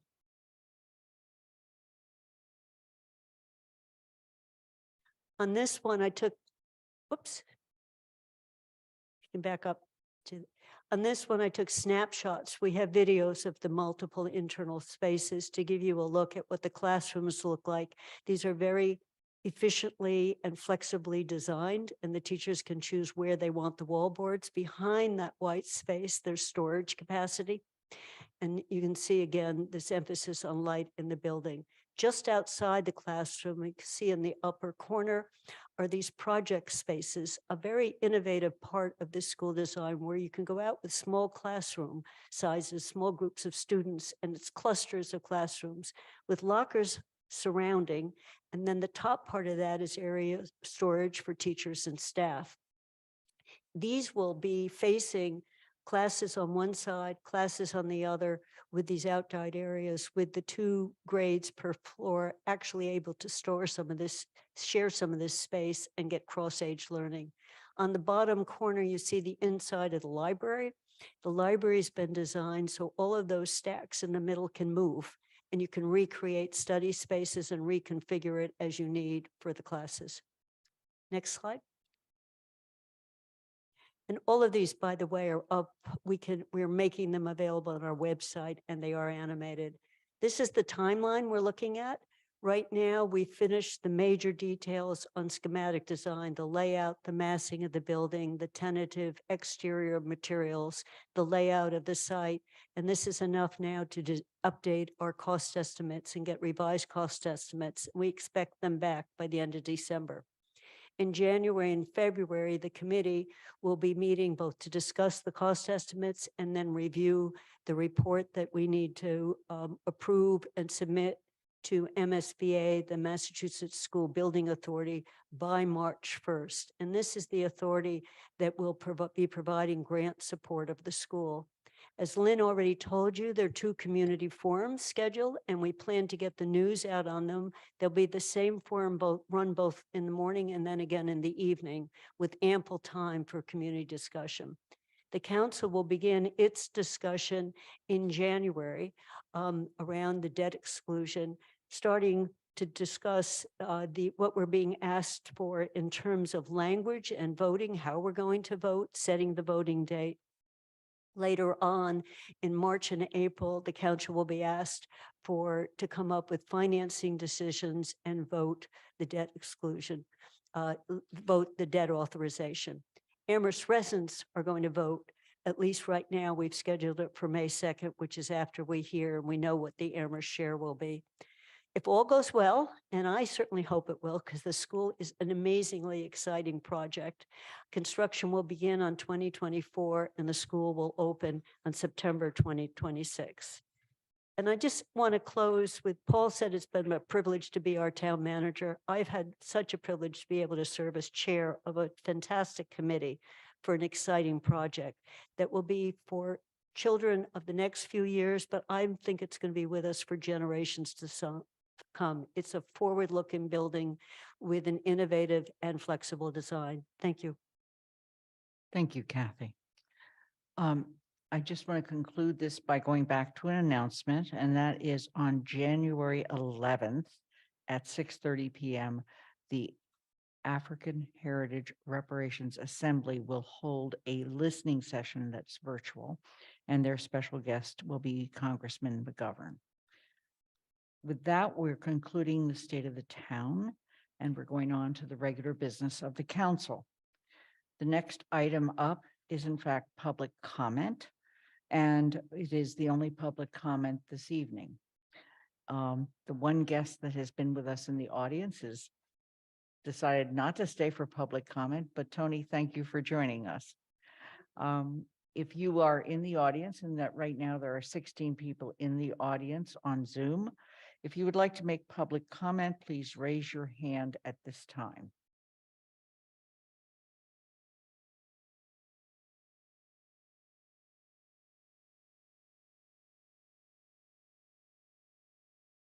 See no public comment, I'm going to move on to the consent agenda. And let me just note that we've added a couple things in the consent agenda, but I will explain them as we go along. As in the past, the following items were selected because they were considered to be routine, and it was reasonable to expect they would pass with no controversy. However, you can remove an item. And at some point during this discussion, I will ask If there's anybody who does not want to vote on the zoning items, which will require a 2/3 vote. So the motion that I'm going to start with, and then you'll tell me if you have any you'd like to remove, is the following. To move the following items into printed motions thereunder and approve those items as a single unit. 8A, proposed amendment to zoning bylaw, Article 3, use regulations, Article 5, accessory use, Article 11, administration and enforcement, and Article 12, definitions. I'm not going to read the definitions.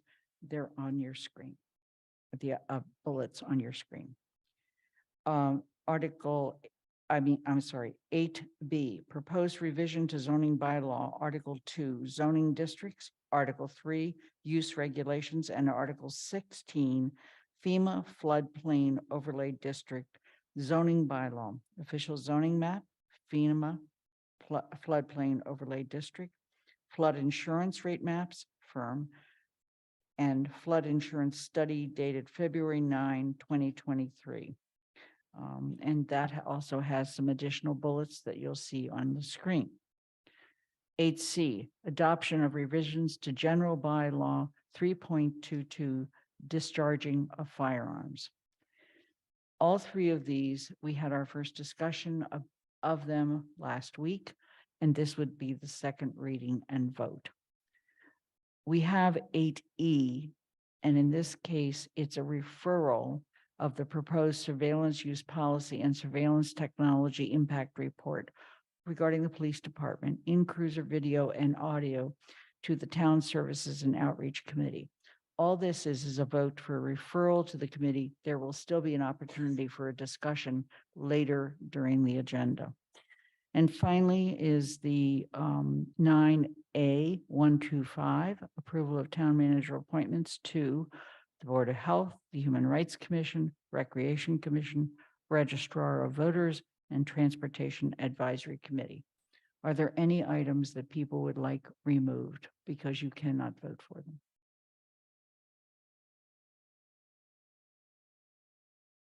I am seeing none, so I am going to proceed with the vote. I'm going to start with, I think we need a second. I'll second the motion. I'm sorry, thank you.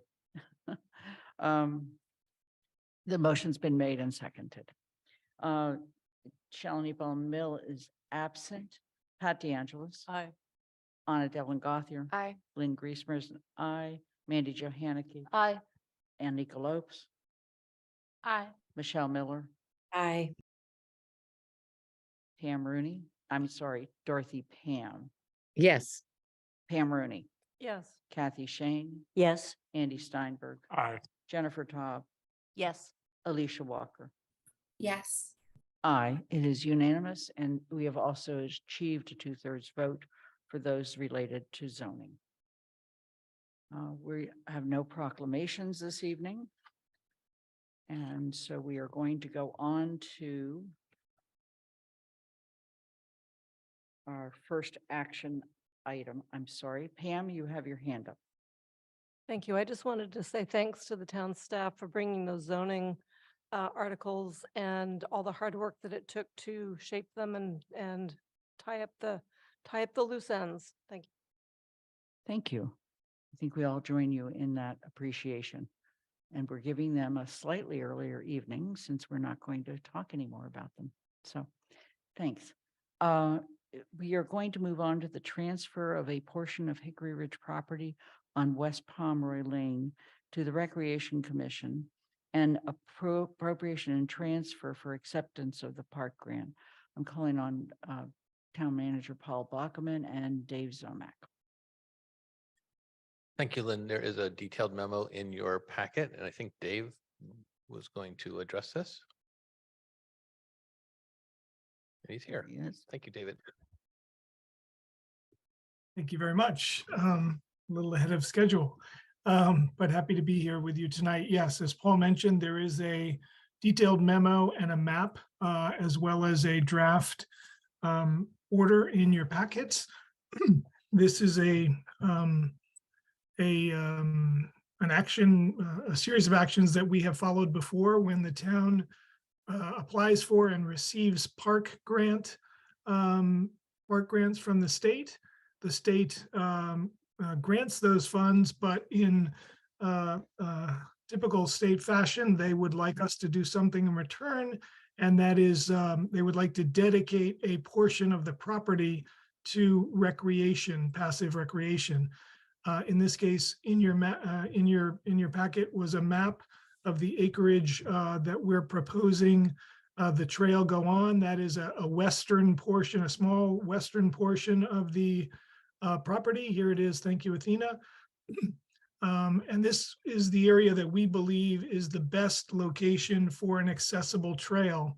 You can see in the lower right-hand corner of the map the current location of the old clubhouse parking lot and an outbuilding.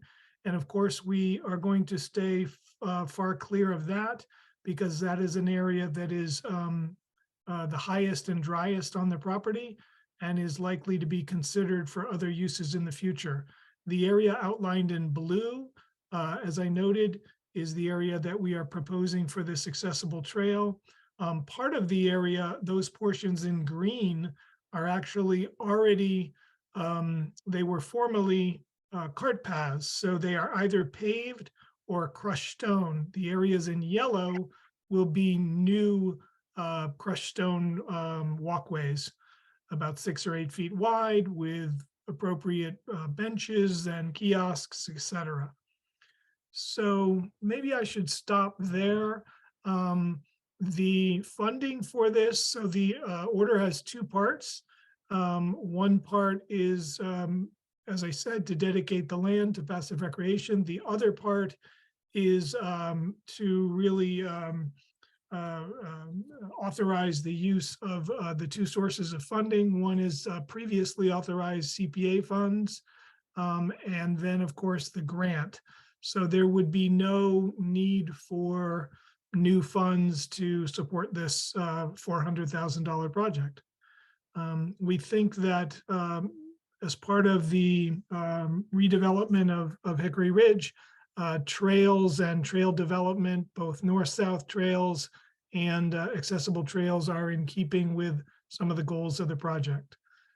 So I think I'll stop there and happy to take your questions. Thank you, David. Kathy? Yes, Dave, thank you for that. On the map, I was trying to figure out where the solar fields are going to go. So part of what we did when we took this land is a part of the property has solar on it, and I wasn't quite sure where the trails intersect with that or whether they're completely to the right of the solar as I'm looking at the maps.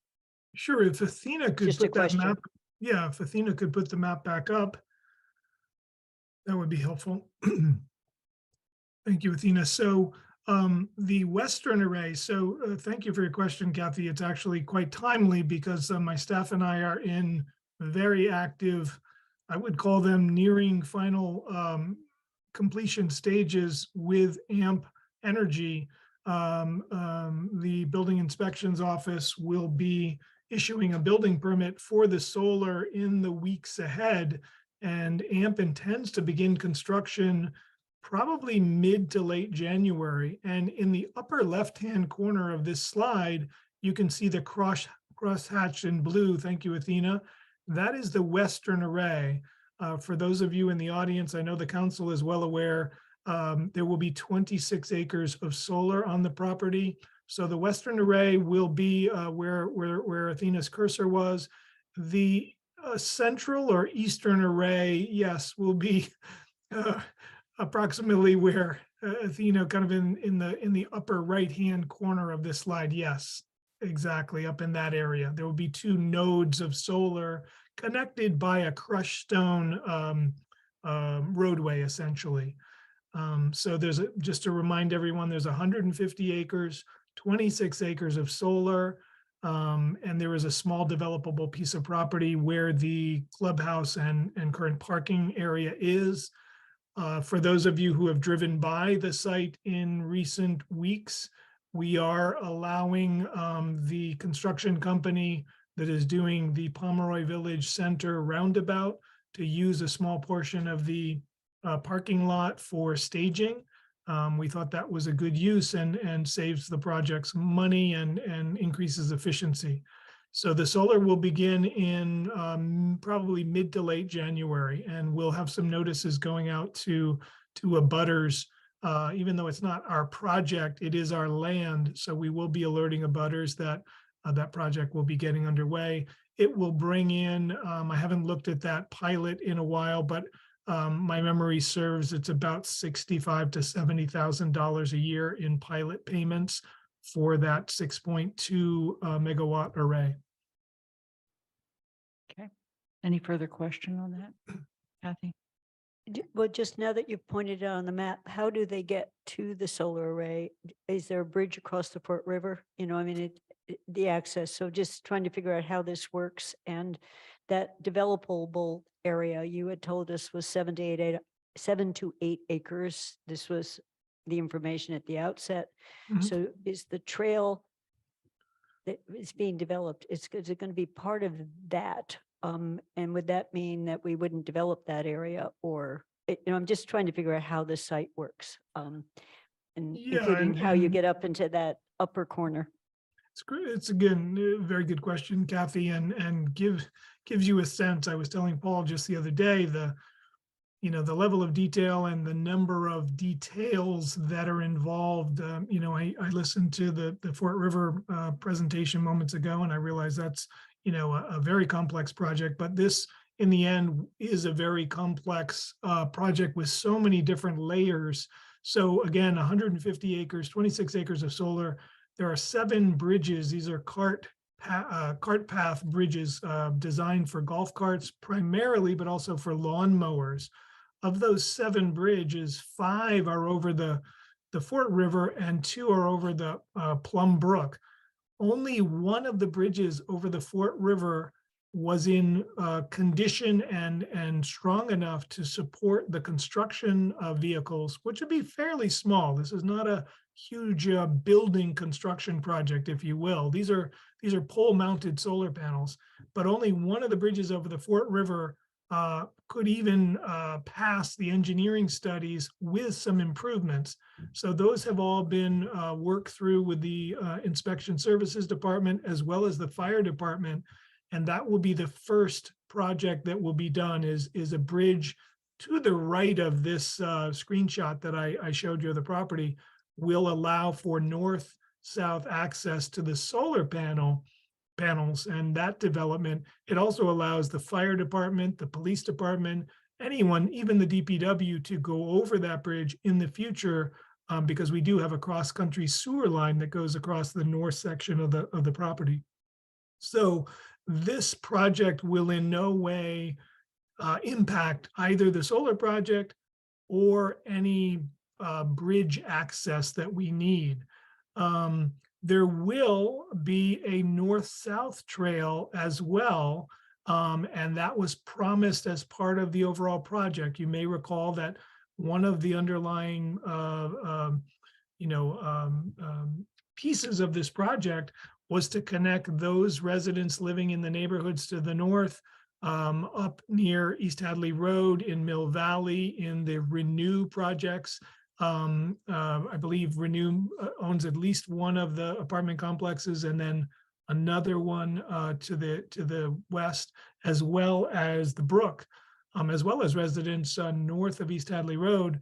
Those residents will now be able to access this incredible open space, as well as the village center down at Pomeroy Village Center, down near El Comolito and Mission Cantina and the convenience store there.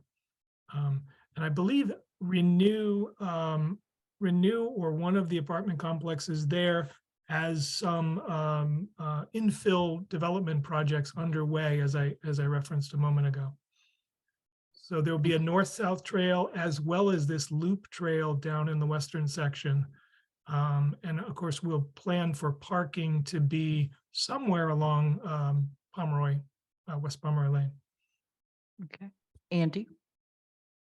Yeah, I was curious about one thing, Dave.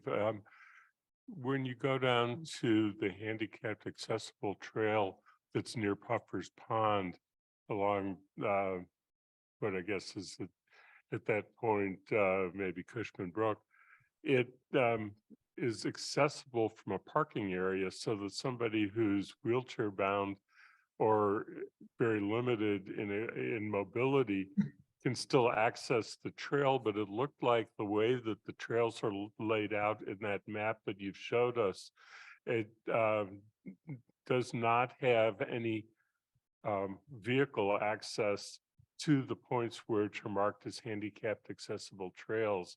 And I was wondering how that works then.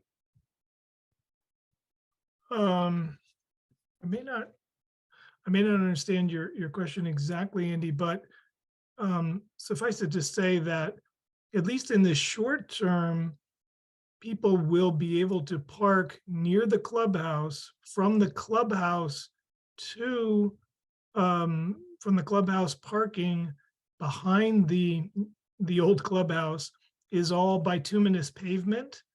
And then we will pick this trail up, if you will, from the edge of that pavement west.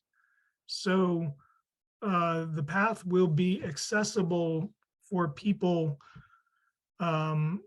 who have mobility challenges from the parking lot all the way west, down along the Fort River, et cetera. So, ultimately what we decide to do with that frontage will need to incorporate some trailhead parking somewhere near the current clubhouse. As I mentioned before, our plan is to raise the clubhouse. But whatever we decide to do in that area will simply incorporate some trailhead parking. I know in recent meetings, we've talked about the possibility of using Hickory Ridge. I believe Paul mentioned it, perhaps last meeting or the meeting before, but we've talked about whether Hickory Ridge would be an appropriate site for a South Fire Station. And my staff and I are working with some consultants to look at some modeling for that now. And of course, that would be entirely compatible with some additional trailhead parking. So we'll make sure that it's accessible from the current parking lot. And then in the future, if the town decides to move forward with a South Fire Station or a community center or affordable housing, adding trailhead parking would be, part of that project. And if you could put the if Athena could put the map back up again, there are two sections that are marked in yellow, which I understand to be the accessible sections of the trail. And one of them is along the river. Is that also accessible in the way that you described? Yes, so the entire green and yellow area will be accessible trail. So I don't want to say that just the yellow is. The green is existing cart path. So we will be improving that. Essentially, we will be regrading and bringing in new product, new crushed gravel, compacted crushed gravel, crushed stone, to make this entire green yellow loop. Where I was referring to bituminous pavement, just beyond, I don't know if Athena can get there, but there's a small outbuilding. I can't control the cursor, but there's an outbuilding along Pomeroy Lane. Keep going. Right. So right there is the outbuilding. That area, that section in front of the outbuilding in green is all bituminous pavement right there. So the pavement stops about at the blue line, and that's where we'll pick up this accessible, new, improved trail. So you'll be able to get out of your car over near the existing clubhouse, walk, or if someone is in a wheelchair or has a walking challenge, a mobility challenge, they'll be able to just go right where Athena's cursor is now. Andy, does that answer your questions? I think it does, and I think that what's confusing is the yellow and the green and the way that the yellow is marked on the legend, but thank you very much. Yeah. Anna, I'm sorry, I skipped over you and I was looking in one place where you weren't next and another place where you weren't. So go ahead, please. That's okay. So I wanted to, Dave, two questions, hopefully, I think both quick. First off, congratulations on another grant. This is exciting. It's been so great to watch Hickory move along. To confirm, the park grant cannot be used at all for the rehab of the Fort River or the other elements of the plan that was approved for conservation. Is that correct? It's strictly for recreational use, or will any of it be used for some of the cleanup efforts in the Fort River? No. The park grant is specifically for trails. Yeah. It will not do we cannot use it for anything else besides the trail. I think I put some of the narrative in the memo, but it'll be used for the trail design and then trail resurfacing, kiosks, benches, things like that. Just making sure we couldn't use it for turtles. Okay, so then second question is, what is the distance of both the loop and the trail total from the parking lot? The loop that's a good question.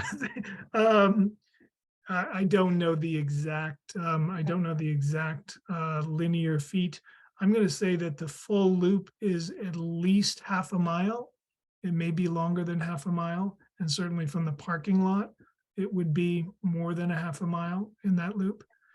And again, to Andy's question earlier, I think the legend is correct.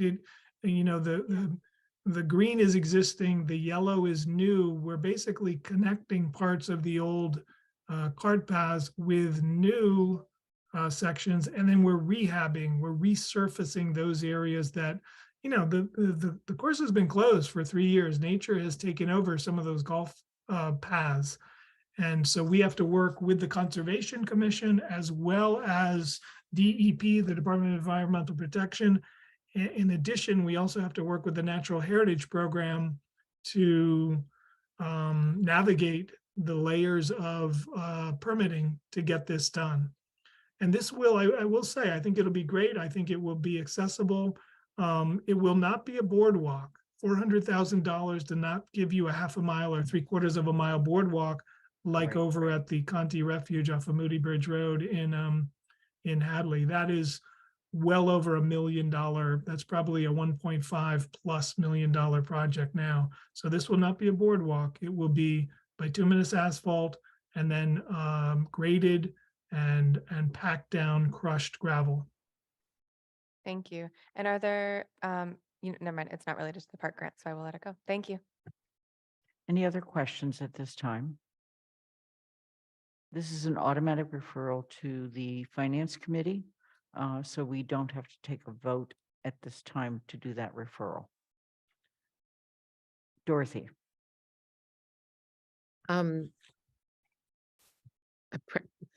The question is about boardwalk versus, I guess you said bituminous, which means tar, right? Black tar? Mhm. Yeah. I really do like I'm trying to remember what the exact name of the walk is in Hadley. I really do like the handicapped accessible boardwalk path with railings on both sides. Is there any way we could do that if we get another grant or something? I think the short answer is probably no. It would increase the cost, as I said, dramatically. The other challenge we face is that a lot of this is in the floodplain. And so adding building materials, adding wood, adding infrastructure like that in the floodplain is really discouraged. So there are times when this trail may actually be closed because it'll flood, and we fully recognize that.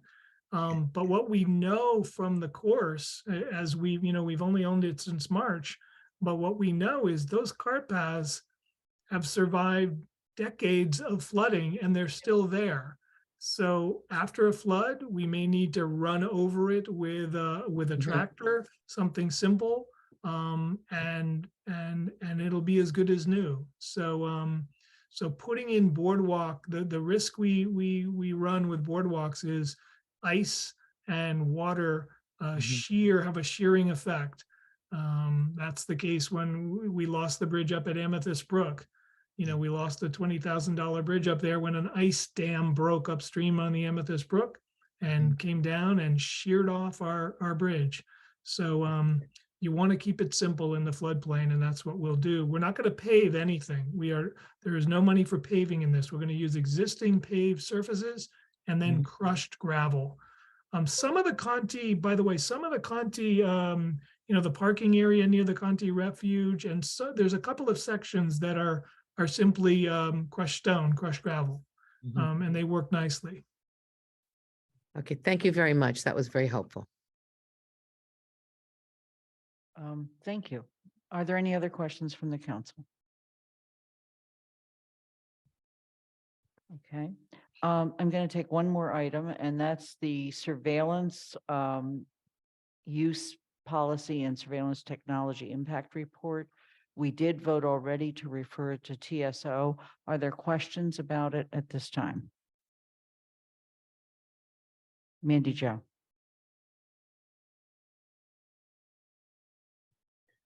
Thank you.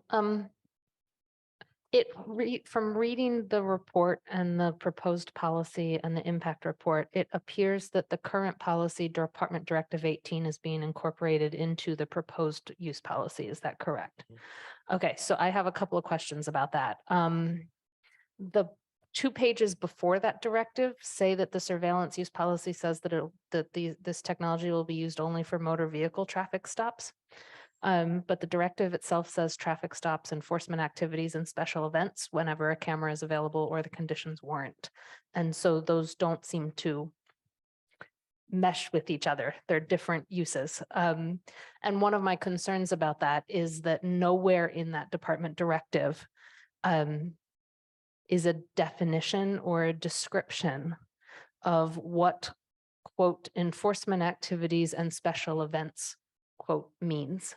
And in the directive, it allows for complete discretion and judgment on the officer's part to initiate the recordings during, quote, enforcement activities and special events, and doesn't describe what discretion, like what it would be. And so I hope that any policy the council passes will define which enforcement activities, which special events they would be considered for, as well as what type of discretion should be used, in terms of what circumstances should be present in order to turn that on or off, because when there's discretion, that's what leads to inappropriate choices on when to use stuff. So I hope that'll be taken care of in TSO, but that was one of my concerns. It also doesn't define what a traffic stop is. So is that really just, are accidents included? Or is it really just stopping of a vehicle for a motor vehicle infraction? So I'd hope to have a little more fleshing out of that. And then I just had one other question, which is, it says on public access, it read to me like, since the videos are kept for a minimum of 7 days, that any video would be subject to a public records request and disclosure within that 7-day request. And then if it's after 7 days, only those videos that were downloaded for evidentiary purposes would then be subject to public records request. And is that correct? Is my question. Yeah, I don't know the exact answer to that. So these are really good questions we can prepare for that, because I think what we have is an existing policy that the police department has. We're overlaying our town general bylaw, which has a policy. And I think we'll try to get those to mesh. These are really good questions. In terms of public documents, as long as you have a policy for how long you're going to store documents, you have to follow the policy though, unless you have, and so I hear what you're saying in terms of discretion for saving things and as long as you have a policy, but we have to make sure that we're following that policy. And then, so if someone has a request, or if there's something that happened where the police department says we're going to save this recording, it's all public records that anybody could ask for. Are there other questions? Yes, Pat. A quick one. It seems to me this is set up only for traffic stops. But if this were in place for responses like what happened on July 5th to a noise complaint, we would have evidence to see what happened in the encounter that could be used by the public, it can be used by the police department and as counselors. So wouldn't that be an important thing to have? I mean, we've talked about body cameras, but in this instance, we have something that could have been used to help us understand what actually happened. Yeah, it sort of depends where they place their cruisers when they show up. And if they're pointed and I think what they're told to do is if they're doing a traffic stop in the policy, they're supposed to position the cruiser so the camera can see everything that could possibly happen. Right. They don't do that for noise complaints. They don't leave Yeah. they don't initiate the camera activity for noise complaints. And is But that I- something that we want to begin to think about to avoid the kind of misunderstanding that happened around July 5th? I mean, I know the police department would like body cams, but that's an expensive request, but that's a good, we can bring the chief in to address these questions. Yeah. Okay. I just want to ask if there's any more questions and ask that those counselors that have raised issues or other counselors who might have issues, that you make sure that you provide those to the town manager, to me, and to Anika as chair of TSO, so that they get addressed during that process. Okay. Any other questions on this item? Anna?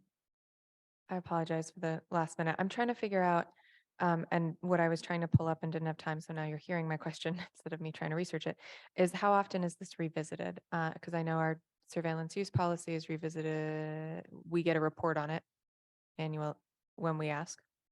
Okay. And so I'm curious if so I'm reading things like it needs to be downloaded to a disk, which is lovely. And if we had written this a couple years ago, it'd say floppy disk, and that wouldn't be helpful anymore. So I'm just curious how we're making sure that this is current and up to standard if there's not an automatic revisiting of it at a certain interval. Does that make sense? Thank you. Paul, did you want to speak to that? Okay. All right.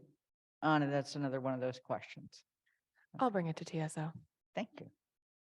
And you're on TSO. Are there any other questions with regard to this item? Again, we voted earlier for a referral to TSO. With that, we're going to take a 10-minute break. Well-deserved, gang. We will reconvene at, I'm going to be generous. We're going to reconvene at 7:30.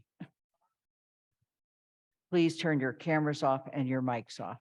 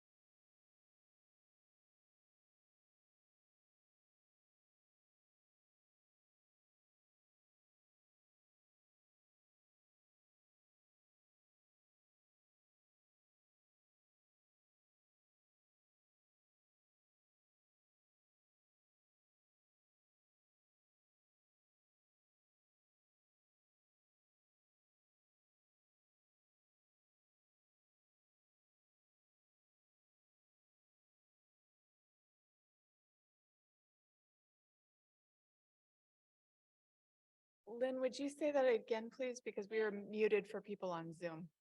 I'm sorry. Would you repeat that, please? Because Oh. we were muted on Zoom. Okay. Please turn your videos on so that we know that you're back.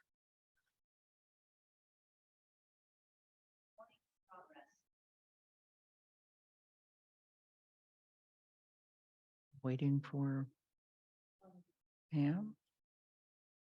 Anna. Alicia, are you back?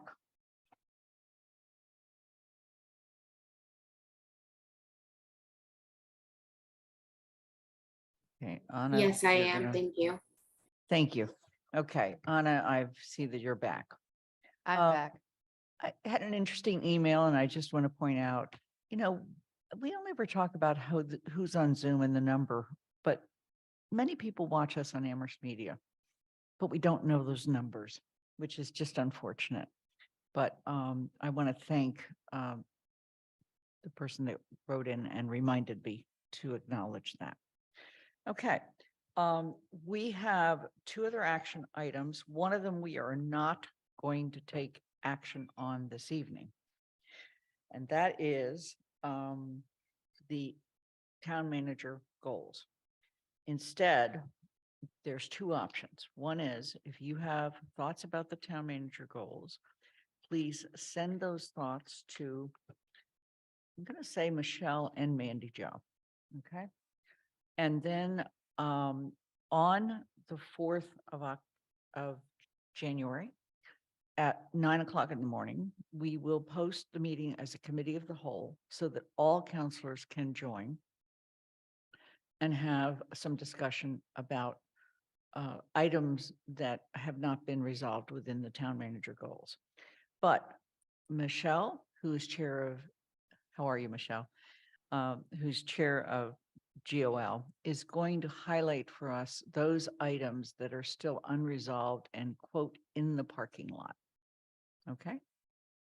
Yeah, and I just wanted to acknowledge that I think the process has been a little bit unique in that Mandy has really taken the draft and revised it as we've moved along. So I'm not sure if I saw Mandy grabbing her microphone when you suggested that folks send, okay, because Anika is also the vice chair of the committee. So I just wanted to, just at least acknowledge that this process has been unique in the sense that Mandy as a committee member has been helping in a significant way on the goals. And I did prepare just a little something to say that I think mostly Lynn has covered. The latest draft is in tonight's council packet, so you can look for it there, and it has recombined the council policy goals and the management goals. And just to reiterate what Lynn said, at the last GOL meeting, we went through the document, we created a parking lot for items that need more discussion, and I'll review those items in a moment. And also to reiterate that on January 4th at our GOL meeting, it will be a meeting or a committee of the whole where we will continue discussion of these items. So I'll start with the policy goals that we've pulled out, and I am going to share one or two sub goals just to give people context if you're listening. So the first policy goal that we pulled out is climate action. This goal currently includes, for example, support for a waste hauler bylaw and actions on the CARP plan. The second we pulled out is community health and safety. This goal includes revisions to the residential rental bylaw and options for a youth empowerment center and programming. That's not all that these include. I'm just giving a couple items for context. Housing affordability is the third one in the policy goals that we've pulled out. This includes ensuring the operation of a permanent seasonal or year-round shelter, and a newly proposed sub-goal to develop strategies to address Amherst's declining non-student population. Management goals, we pulled out personnel management. This includes to retain, recruit, and develop a highly qualified, diverse, and effective staff. And this is where we have the fostering a proactive anti-racist culture throughout town departments, and we'll have further discussion on that. There's a new management goal that was added, municipal services. It doesn't say much right now. And then we have infrastructure management, maintenance, and land stewardship. This goal includes to propose a 5-year capital improvement plan in accordance with the charter, and then like the creation of a multi-year plan for long-term improvements to maintenance of public parks, conservation land, recreation land, etc. And the final item that we pulled out is relationship with the town council, and this goal includes to assist and support the council in providing policy leadership, to provide appropriate support for council committees as 2 examples. There are notes from Town Manager Bockelman in the current draft that's in your packet, so you could also take a look at those. And as Lynn said, please do send us anything. If you aren't able to attend the meeting, please do send comments to myself and to Mandy Jo, and we will be back at it on January 4th. When would you like to receive those comments by? I think it would be good to receive, so if somebody knows that they're not going to be available to come on January 4th, I know with the holiday, it's really difficult, but what do you say, Mandy, if we're trying to kind of incorporate them into a discussion? I mean, I would say Friday, because I could then do a little bit of work next week trying to draft or create a new draft based on any comments on this draft for the GOL packet and the discussion the next Wednesday. It would, that could get posted late next week, I would say.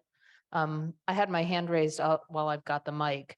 I've already received comments from 2 people on this draft, so they don't have to resend them to me. I'll make sure that they get forwarded if they haven't to Michelle. I'll make sure, Michelle, that you get a copy of those So you'd like them by Friday, this week. December 23rd, COB, close of business. Yeah. Okay. All right, Kathy? My question was mainly answered. In terms of the way we send you comments or questions, is it easier to do a set of bullets, or is it easier to do track changes? Because one of the things I'm concerned about is I don't think we should be Christmas treeing this. It might not, or Hanukkah bushing it. But by just adding everybody's in, I think in some places, if we want to slim it back down. So just what is easier to work with? Michelle or Mandy Jo? I'm gonna let Mandy Jo, answer that. It depends on what the goal of your comment is, right? If it's, you really don't like the wording, track changes with new wording is great. But if it's more of a holistic, this set, or I would prioritize, take climate action, for example, where there's a lot of comments about it, a lot has been added. If it's a comment about, I would prioritize these 2 over those 3, that can just be a bullet, right? And I do my best. And sometimes I just add a comment in that says, some people want to delete, other people want to keep, and so I think it depends on what the basis of the comment is. Thanks, that helps. Okay. Are there any other questions?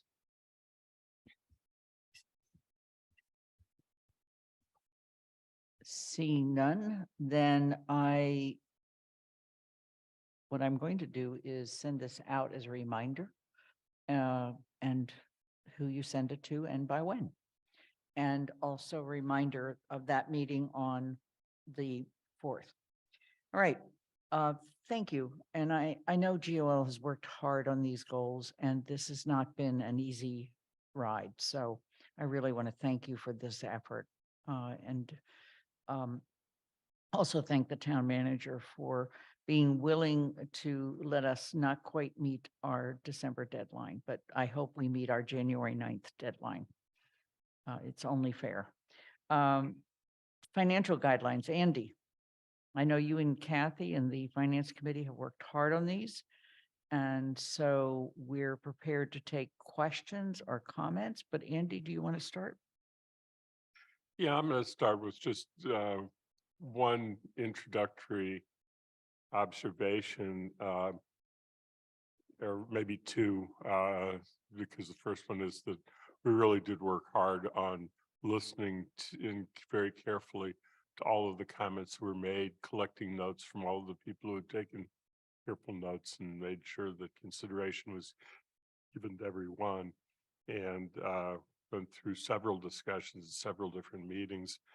And then because I had taken the prime role as drafter in the first round, I asked Kathy, and she volunteered very graciously to be the principal drafter in the second round, so that there'd be a totally separate member of the committee working on the next draft.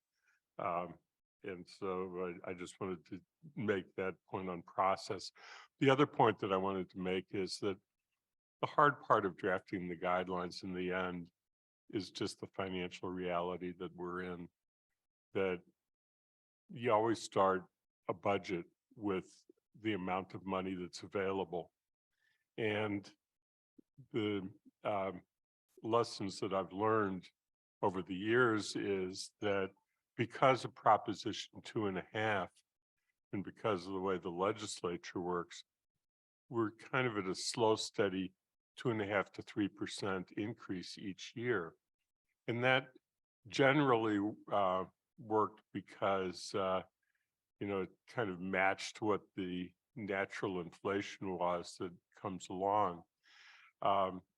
In this past year, with inflation being 6%, but the growth still being back at the prior level that I described, it's creating a real challenge, and it's going to be a real challenge when we hand this off to the town manager and say, okay, now here's our guidance, go develop a budget and present it to us at the beginning of May, which is what the next steps are in the process. He's going to face this challenge too, that in a year of high inflation and the other pressures that we've talked about that are on the budget, it is a very difficult year. And so some of the language that I think that some people are concerned about is just sort of warnings that we can't create an imbalanced budget, and that is where we are. And I think that that was the general sentiment of the committee. And one other thing I'll share as part of that discussion is one of our resident members, Bernie Kubiak, has been involved in municipal finance for many years in various roles, including as a town manager. And he pointed out something that I thought was an additional point that adds the complexity to this, and that is that in general, because of the nature of how we spend money, what we spend money on, which is heavily related to personnel, municipal cost increases year for year are greater than the consumer amounts. And so when you put that together with what I just said, it really is a challenging period. So I don't know, Kathy, if you had anything else you wanted to add.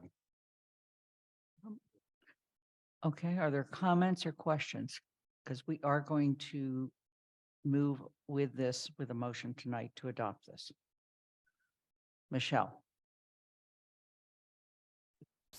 I want to acknowledge I'm a member of the Finance Committee, so I've been involved in most of these discussions.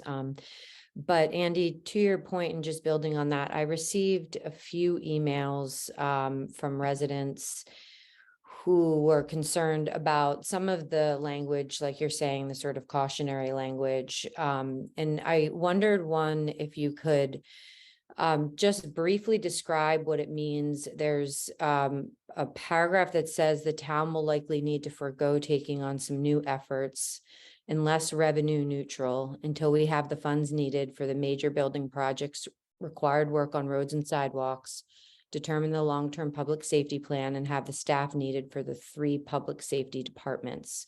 Could you quickly say what it means, unless revenue neutral?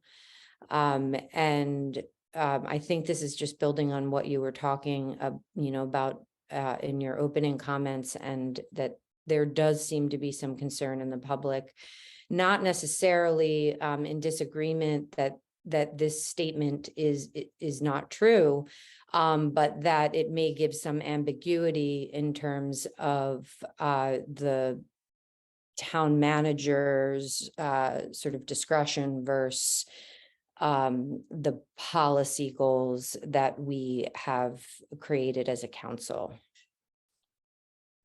Yeah, no, that's a good point, and that is what I was concerned about, because it was that exact section that I know that has created some confusion and some questions. Maybe the easiest thing to do is to start with the example that was I thought about when I drafted that sentence originally, and that has to do with the waste hauling regulation. The waste hauling regulation would be a major change in how waste hauling is done if it is as the sponsors would like it to be. But the reality when you look at the finances is that the amount that people are now paying for trash hauling from a private hauler that they're contracting with directly will still be charged to the residents who are having their trash picked up from their homes, but it's going in, it would presumably go into the appropriate enterprise fund, and the enterprise fund would then pick up the costs of running the system and contracting on behalf of the entire town with a single hauler.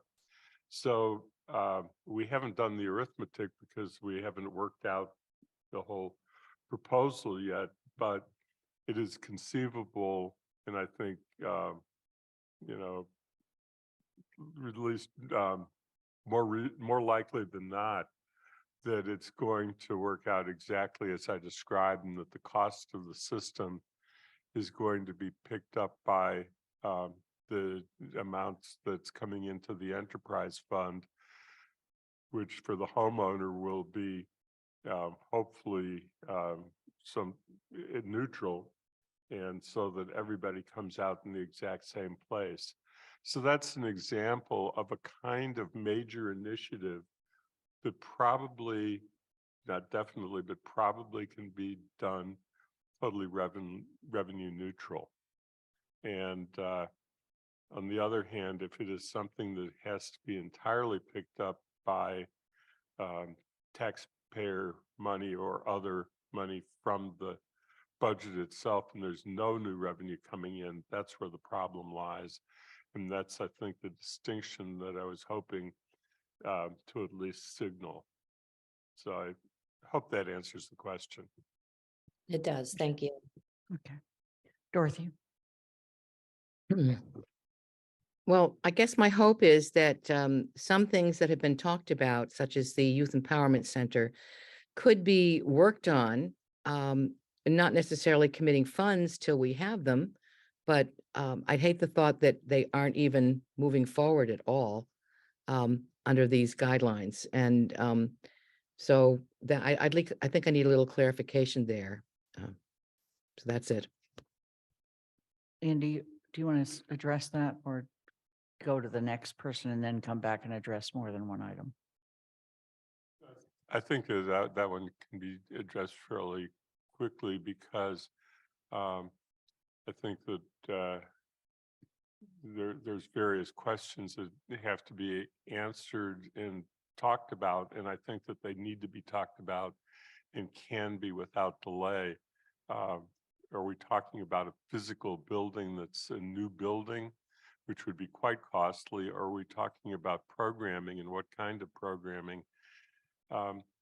So there are issues that can go forward and should go forward with development, because this isn't the goals section that GOL is working on to present back to us in January. This is solely around the budget, and so we need to just be very clear as we're working through the goals part, is to what can be accomplished without significant budget investment, and choose to emphasize those to the extent that we need to be cautious.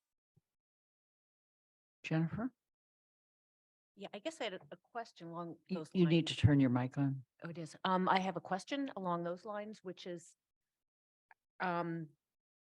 should this sentence or two be in the budget guidelines, or is that part of the discussion we would have in setting the town manager goals if we agree not to set a goal that is going to increase the budget, so to speak? I guess because I kind of think it goes without saying that if we can't afford something, we can't do it. Yeah, so I'm wondering if this has to, it seems very open to interpretation and it is cautionary, but when we're setting the budget, if we agree that we want to try and be revenue neutral, that would be maybe the place to have it. I'm just wondering if it needs to be in this document. Yeah, Lynn, can I just Please, respond? Kathy, go ahead. These are finance guidelines. These are not the same as town manager performance goals. So I think what you're saying, Jennifer, is right. They are, we've given, the town manager keeps good notes on what we're hoping to get done. And I added the words either next year or over a series of years. I was astonished that we were able to bring in CRESS and DEI when we looked at it a year and a half ago.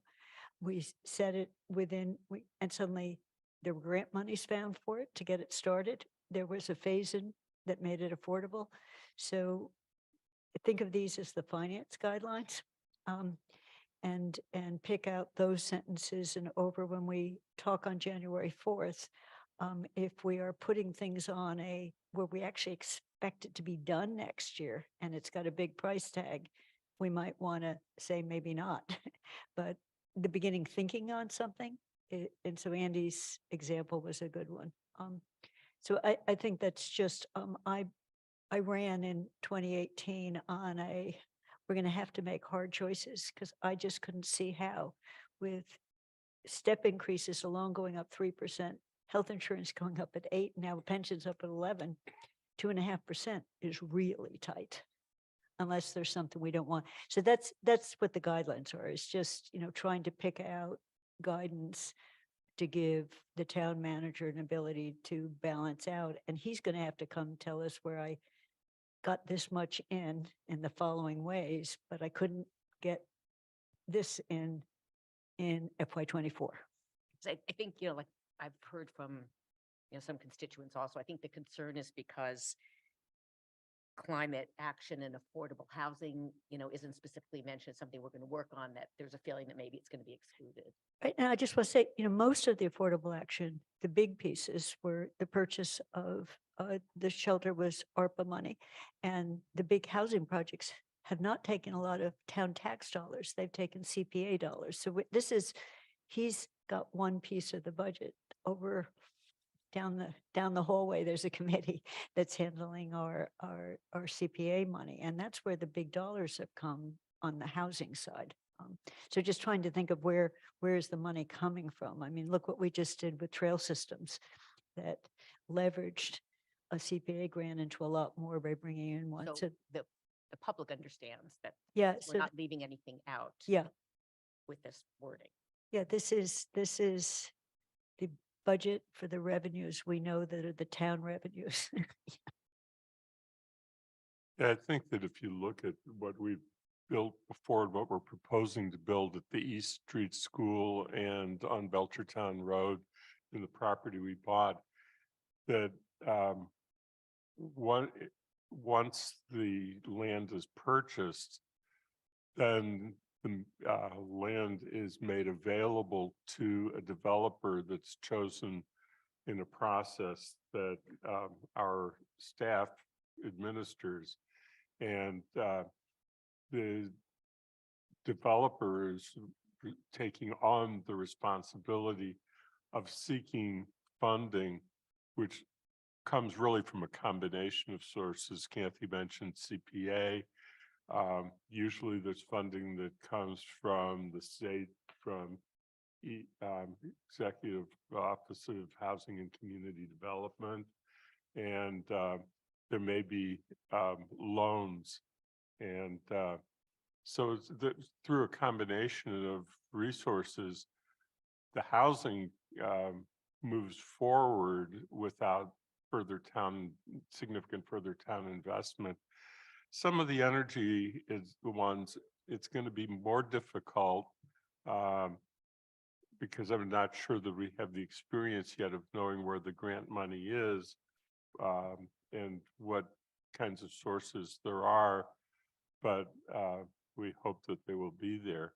I think in the end, my final thought is that I hope that Paul, who's just sitting there trying to keep quiet on this, if he doesn't feel that we've given clear guidance, I think that it would be important to hear from him that the guidance isn't clear enough for him to give him the guidance he needs.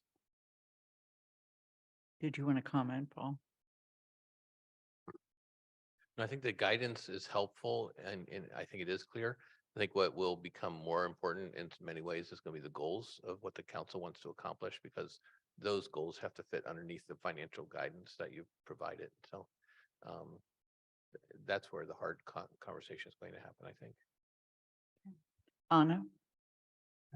So the last thing that Paul said was actually one of the things on my notes is have we crosswalked these, right, with the goal? I know we've been talking about both of them, but for example, the policy, the budget guidelines give a lot of airtime to pilot payments, which is hugely important and will be a major topic of discussion. And are those emphasized as strongly in the goals? So are we kind of backing ourselves up here as much as possible? I appreciate the end of section 7 where it talks about timing on the budget process. And I think that is sure to be a very, very rich discussion about what that looks like to think about our timelines with these and where there's latitude and where there is not, and how we incorporate feedback and not. I also appreciate the inclusion, I didn't write down the paragraph, sorry, but of the chart of reexamining the charter formula. And where that charter school formula and where that led me was thinking about the people who are on the CC list of this document. It doesn't include Joe and Mindy. And there's so much in this that indicates the future directions that we will be going with, ideally their support and help. And so I would encourage us to consider adding them to the list of folks we send this to so that they know what we're going to be coming to them for down the pike as well. All right. And I know they're paying, I know that they're listening and watching and paying attention, and just sending a paper copy might also be good for us. Thanks. Right. And as we indicated in the, as I indicated in the president's report, Nana, you were at the meeting. We've talked about having a meeting with them in January that would be a little bit longer to talk about the priorities of the town, and particularly where legislative action might help us, grants might help us, because they have been enormously successful in helping us get grants and along with our amazing staff who, where I'd like to hire them out as grant writers anytime. They're very good. Let me just say, I look at this and to me, it is a crosswalk with the goals. And I think the thing we often lose sight of is that planning and getting things ready for prime time costs money, even if we're not going to do it. So when staff are spending time on a planning effort, on a rezoning effort, on any number of efforts, it costs money. It's their time and they only have so much of it. So as we look at these, that's one piece. The other piece, and this is, again, I'm going to go back to the staff have been amazing at bringing in grants for everything. I've never seen such a list for a municipal government. It's just astounding, and we should be very, very proud of them. And they continue to look for that. The other final thing is they also continue to be innovative. Where can we get a piece of money here and a piece of money there? And how can we put that together? And that allows us to redo something or allows us to move forward. And that's what, you know, if I were to rewrite a state of the town address, it would be to say a serious appreciation to our staff who have been able to cobble together the path through grants and planning that have allowed us to achieve the kinds of things we have already done and the things that we have yet to do. And it's just amazing to see it. So I don't think we should give up a hope that we can do some of the things that are still in the goals. I think we just have to realize the timeline, and we have to factor in what does it take in terms of staff time to get us to that point. Thank you. Michelle, you're next. I guess what I'm hearing, I just want to clarify, is that we're in, so Anna asked about crosswalking, and we had a few discussions about that as we've been working through this process, and I'm on GOL and finance, so I've had the benefit of hearing both. But what I'm hearing is that the guidance that we're looking at right now is essentially going to, or should inform, the town manager goals. And so just to sort of drill into this a little bit, if we get to January 4th and we're continuing our discussion of the town manager goals, are we now saying, okay, what we decide to include or not include is or should be informed by this budget guidance that we just agreed to and that we just voted through, without actually, because I heard town manager Bockelman basically say that's where the tough discussion is going to happen. And what I'm not clear about is, does that mean the discussion of adopting town manager goals, or does that mean when town manager and staff is developing the budget, that's sort of where the rubber meets the road? And so how do we reconcile, you know, what we do in the goals?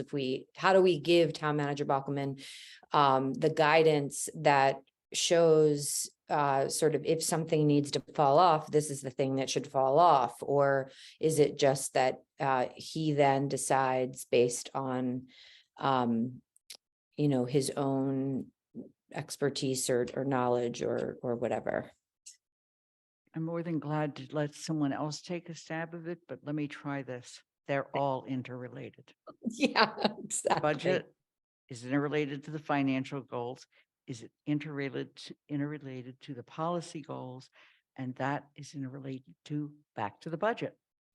It just continues. So I think the issue that we'll have to face with the policy goals is when do we expect and how do we stage it, and the realization of the expectations of when are things going to get done. And we all see everything on that list as urgent based on the perspective we bring to them. So that's the January 4th discussion. Okay. Jennifer? Because our staff is so amazing at identifying and getting grants, if there was something on a goal that we didn't think we had the revenue for now, and I know that staff time is money and it's a lot of time goes into applying for grants, but could something be on the list in the hopes that maybe there'd be funding? Yeah, it's like saying it's a. Yeah, I mean, when we set out to do CRESS a couple years ago, we started out with, the town manager came to us with 4 responders. And then it became apparent there would be a state grant available. And that allowed us eventually to increase to 8. And so there's an example of where a grant made the difference. I guess that's the best way to answer it. Yes, Pat. It was suggested that there be 4 responders. We changed it to 8 before We got that. that grant. It was changing it to 8 that got us the grant, that made that, looking for right. that grant happen. So Right. it isn't that it came afterwards. So I- his goals and the financial stuff is very, I think you have to put out there what you want, I agree. but But there has to realistically be, at the same time. there also has to be agreement among us of what we want. And then I'm going to just offer one other caution, and that is we also have to be very clear of what it is we pass and what burden it's going to place on our residents. And make sure that we're not basically making decisions and then passing cost on to people that they weren't planning on. So, anything else, Pat? Okay, I'm going to put the motion on the floor. The motion is to adopt the FY24 fiscal guidelines as presented. Is there a second? Shane seconds. Any other discussion? Seeing none, I'm going to start with Pat DeAngelis, Aye. Anna Devlin Gothier, Aye. Lynn Griesmer is an aye, Mandy Jo Haneke, Aye. Anika Lopes, Aye. Michelle Miller, Aye. Dorothy Pam, Abstain. Pam Rooney, Aye. Kathy Shane, Yes. Andy Steinberg, Aye. Jennifer Taub, Aye. Alicia Walker, No.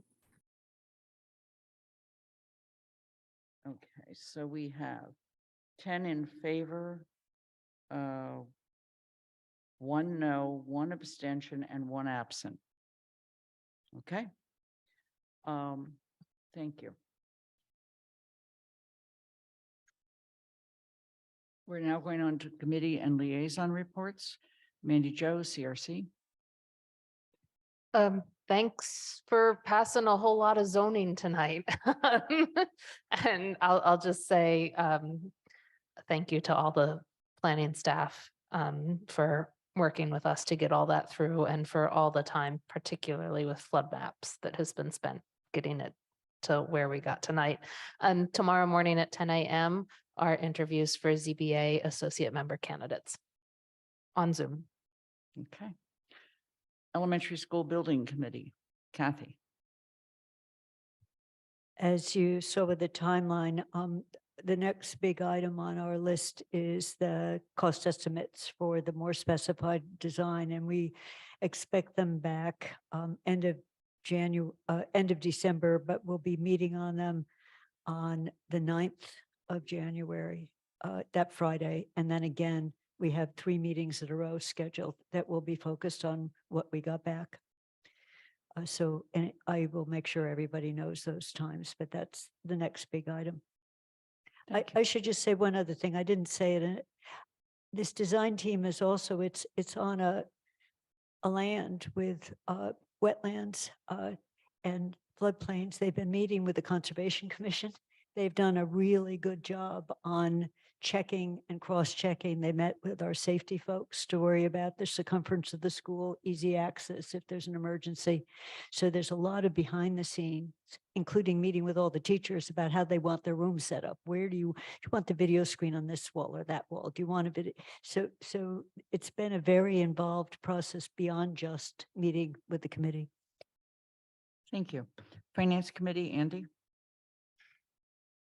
Yes, there was a finance committee report that was submitted, and I think that it's covered most of the issues what we've been working on.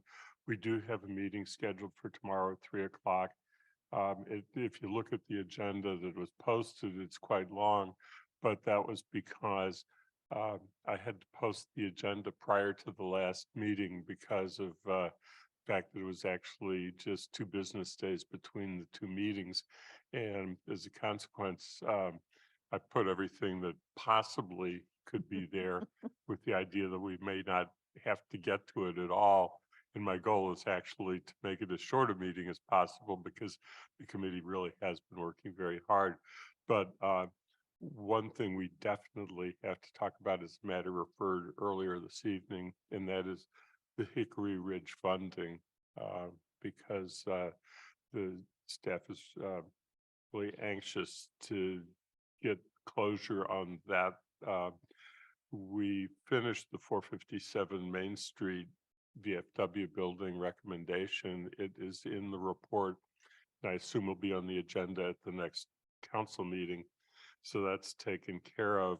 The sewer regulations, if the DPW staff gets back to us with any information about insurance that might be available that would affect rates, then we will need to come back to that before finishing our work on it.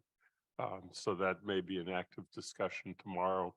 And it's possible we could have some discussion about the residential property transfer fees. I'm not certain about that yet, but that is something that needs action in January if we're going to do it, because we need to if we are going to do it, we need to get it back to you as the council, because the council has to vote to ask our legislators to file special legislation, and that's not a matter that can be delayed. So I think that's kind of quick summary. Thanks, Andy. GOL? Michelle? Yes, I also submitted a report. I'm not going to talk about the town manager goals. We looked at the sewer regulations, and I just want to thank the superintendent and assistant superintendent and everyone else who worked on that. Amy really looked at the water regulations in order to put the sewer regulations into a format that was very helpful for our review. We did have some questions about the civil penalty section that we need to seek some clarification on, and we'll be giving a final review of those along with the water and sewer bylaws also on January 4th. We also discussed bylaw 3.40 snow and ice. Definitely recommend you look at the report if you haven't. It was an interesting discussion, and generally we feel the bylaw is strong, but there are some concerns that we're trying to work out in terms of enforcement and some other things. So I think that's about it. Okay. Jones Library, Anika? Okay, so I do think that Library Director Sharon Sherry covered a lot of this. But our last meeting, we were able to see some updated floor plans, and we revisited both the schematic, design, development, and documents and bidding phases. We were able to go over the design development schedule along with the committee meeting schedule as well. So it was nice to see in terms of like the floor plans coming together and really seeing the proposed project come to life. Great. Are there TSO? Anika, that's you as well. All right. So our meeting was this past Thursday, and it was nice. We had a overview and by Town Manager Bockelman and discussion around the proposed, I just went blank. I'm sorry. Universal composting. So we had a really nice discussion around that, and really, thankful for the manager's updates and also the counselor sponsors and all of the work that's gone in around that. We also had an overview and discussion of the proposed water and sewer bylaws that was led by Assistant Superintendent Amy rather, and would like to thank her. She's kind of an honorary member of TSO. Thank her and Anna for all of their work around that. And then we also had, as we're past tonight, some great discussion around the appointments that Paul Bockelman had put forward. Really a great range of people. I believe there were at least 2 that were trilingual. Great, age variation, economic and ethnic backgrounds. It was all over the boards. It was really nice to see that type of diversity coming in, and I'm sure that all of them will have a lot to add to those committees. So thank you again to Manager Paul Bockelman. Did we just lose a counselor?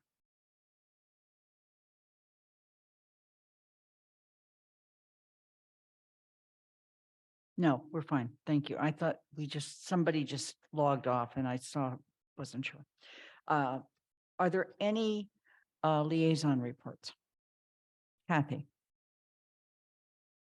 A really quick one on CPA, because they actually succeeded in going so long that I didn't watch the last hour or so of the meeting after 4 hours. But one comment I wanted to make on the amazing staff we have. They had way more with these 2 terrific housing projects on their plate and other worthwhile. It looked like they couldn't do it all. And he came in along with Dave Zomack in a way to finance it with a path forward, gave them some choices they didn't think they had. And watching that, when you talk about, it wasn't even a cobbling together, it was saying, they don't really need this much because we had this much money over in ARPA and we can do this. And together it gives them enough money. So that left them with changing their votes about some projects because they thought they had to choose one or another. So just kudos to your staff, Paul. It wasn't even you should do this. It's like how you could do it if you wanted to do it. He really stayed neutral, but it was fabulous to watch because the committee was literally grateful. They said, oh my gosh, this is great. When CPA comes before us, I think we're gonna all want to hear a little bit more about the magic, Paul. Pam Rooney? I have been willingly and diligently attending planning board meetings. There has not been that much in the way of policy, which would take our time. And usually it's at, 11:30 at night. So this is just a, nice early evening to bring you up to date to some of the incoming things that the planning board, the planning department is working on as reported. And the design guidelines for the town center are something that were requested and desired several years ago. There is an RFP that is drafted that would get a consultant in to do this work with lots of community involvement. At the same time, another wonderful grant came through that has to do with sidewalk and public space improvement for $75,000 that the department obtained. And so the revision of the RFP for the larger design guidelines is going to try to incorporate the additional money and the additional scope that the $75,000 can afford. The Boltwood garage is a question that has come up a number of times. Can it be added to? And apparently the contract has been signed with the engineering firm that actually designed the Boltwood garage to begin with. That answer is not back yet. The question about evaluating other alternative sites for a parking garage has not been started. It was deemed it's a voluntary thing by the planning department rather than a directive from town council. So at some point it would be appropriate to have town council vote to ask them to kindly look at alternative sites.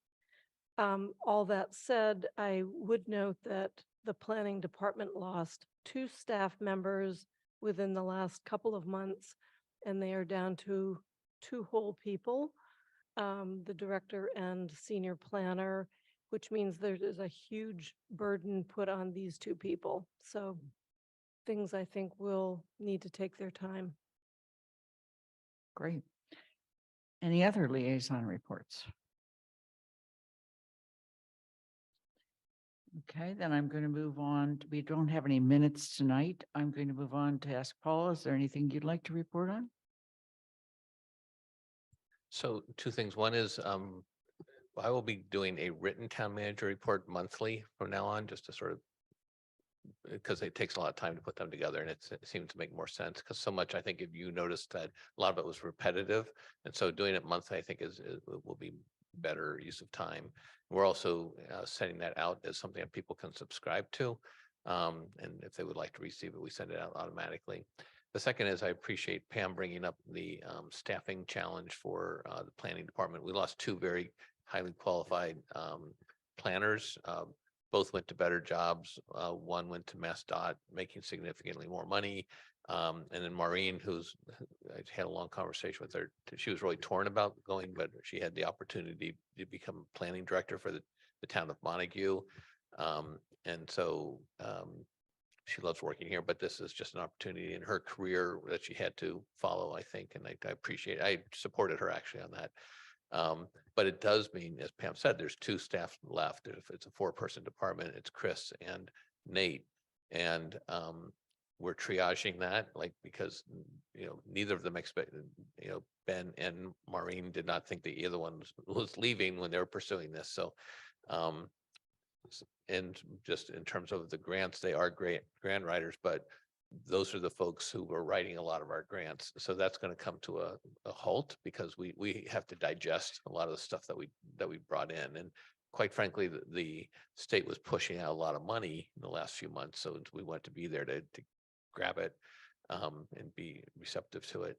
But given the staffing challenges, I think we're going to have a hard time seeking more grants at this moment until we bring new people in. But I think we'll get some really quality people. It's a great department to work with, and we're in a good location to attract really quality people. So it'll be a challenge for a bit though, and I appreciated Pam noting that. Are there any questions of the town manager? Kathy? I have a really quick one, Paul. I don't know whether we have ever, or in your experience, are there people that are experienced at grant writing for municipalities that could be hired on a temporary basis? Just on a, and I don't know how that might work, but because I totally agree, there are things rolling out and I don't want to miss, the scan. Yeah, there are people who do that. There are people who previously worked for the town. More likely, we would use them for writing opinions, because writing opinions or not opinions, decisions for the ZBA and the planning board takes an enormous amount of time. So utilizing people who can listen to a recording and then do the first draft of a decision is probably the best use for our consultant. And Chris is starting to work on that and getting somebody online to help with that. Dorothy? Do we have any formal goodbye ceremonies for staff that leave? I mean, but some really good staff is leaving and retiring, and I'm just kind of hoping that we can celebrate them in some way. Yeah, so the staff tend to do that for themselves, quite frankly. I mean, there will be an event tomorrow for Maureen, and it's potluck. We don't put, the town doesn't put money into these events. That's not really what taxpayers give us money for.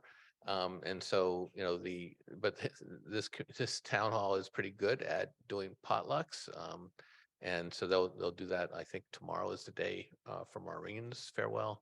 And it tends to be more of a staff oriented event that the department organizes on behalf. And then they know, they're closer to the individual. They know what the individual wants. It's, if we had someone, you may have a person retiring after 35 years of service come the spring, we might want to do something a little bit bigger for something like that. Okay. Yes. Well, just let them know that they will be missed. Exactly. Yes, absolutely. Anna? Yeah, this is a really, really important, critical question, Paul. I'm curious what you plan on bringing to these potlucks. I'm just kidding. You don't have to. Well, it's interesting because it was food day for the first floor today, and I asked Sean what he brought, and he said he was instructed to bring hot chocolate from Dunkin' Donuts. So that's usually where our That sounds like people don't really skill set. trust Sean too That's much on that. I actually do have a real question. When you're recruiting for these, you said that we typically have a broad applicant pool, which leads me, I know we have a wonderful new human resources director. Do you do any sort of data collection on the diversity of our applicant pools that we get here? And are those reports? Yeah, so they do. If people self-identify, they can collect that data.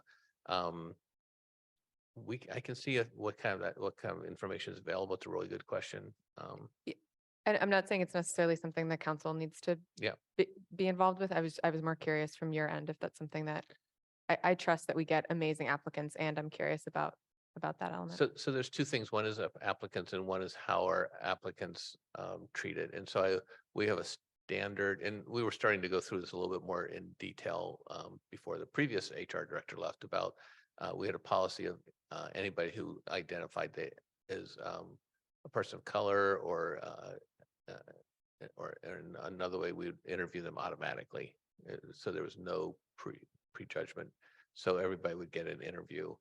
And then we were having discussions. Some people felt that was not appropriate and so it's just sort of a frank discussion about, is that really the best way to do things or not? And we're trying to learn a lot from Doreen Cunningham, who was on the call tonight. She's really good at recruiting and interviewing, and we're learning a lot from her in terms of how the school district does it. The school district does a really terrific job at recruiting and in hiring. So. Thank you. Any other questions?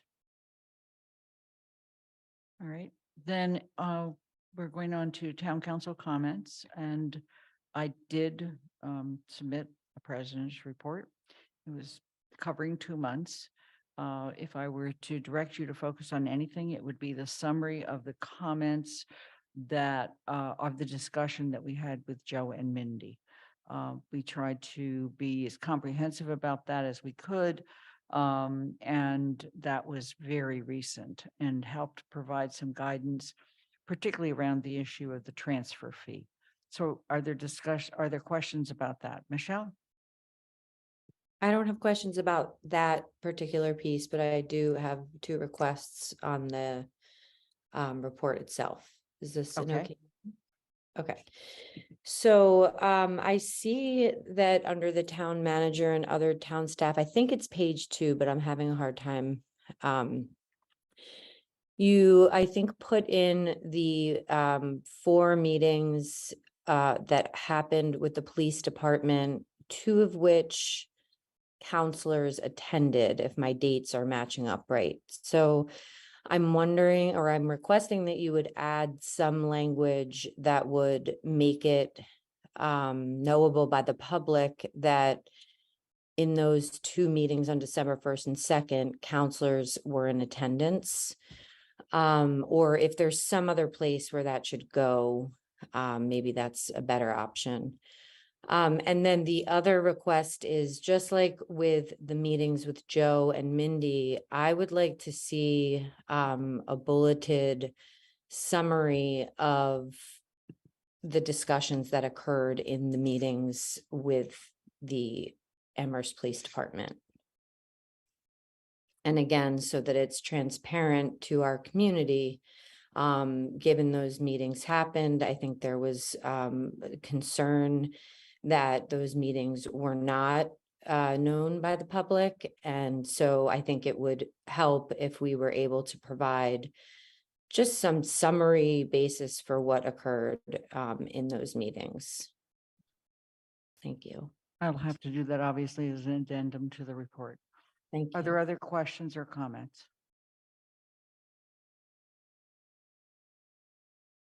Okay, then the next item under the president's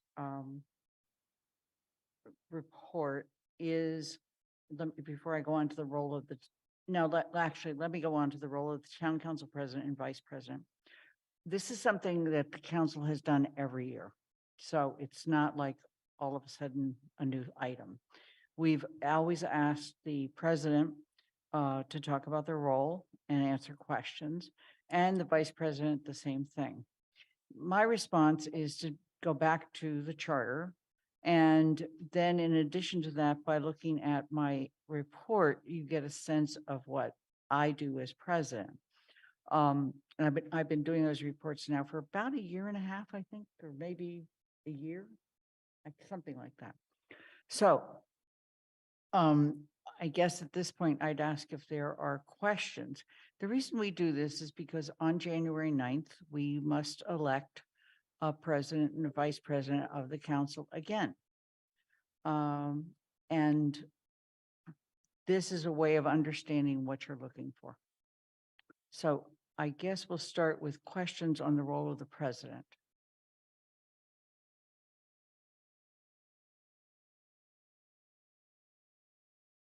Michelle. I have a quick question. I was looking at the charter that, the excerpts that were in the packet. So this is per the charter. Are you asking us to look at, only the charter or also to consider what is in our rules and regulations? I know it's what's here supersedes that, but, I've actually included excerpts from both. oh, I'm sorry. Okay, thank you. Yeah, Because there's a whole lot in the rules as well. yeah, absolutely. Okay, perfect. Thank you.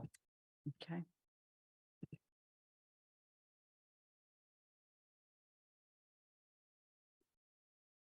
And I'm not seeing any hands or questions at this point. So meantime, I'll just ask Anna if you would like to talk particularly about your role, and besides the fact that it's to fill in whenever I'm not able to. Which, I got to talk at the dog park opening, which was great, but feel free to go on vacation more. So, My husband's suggesting it.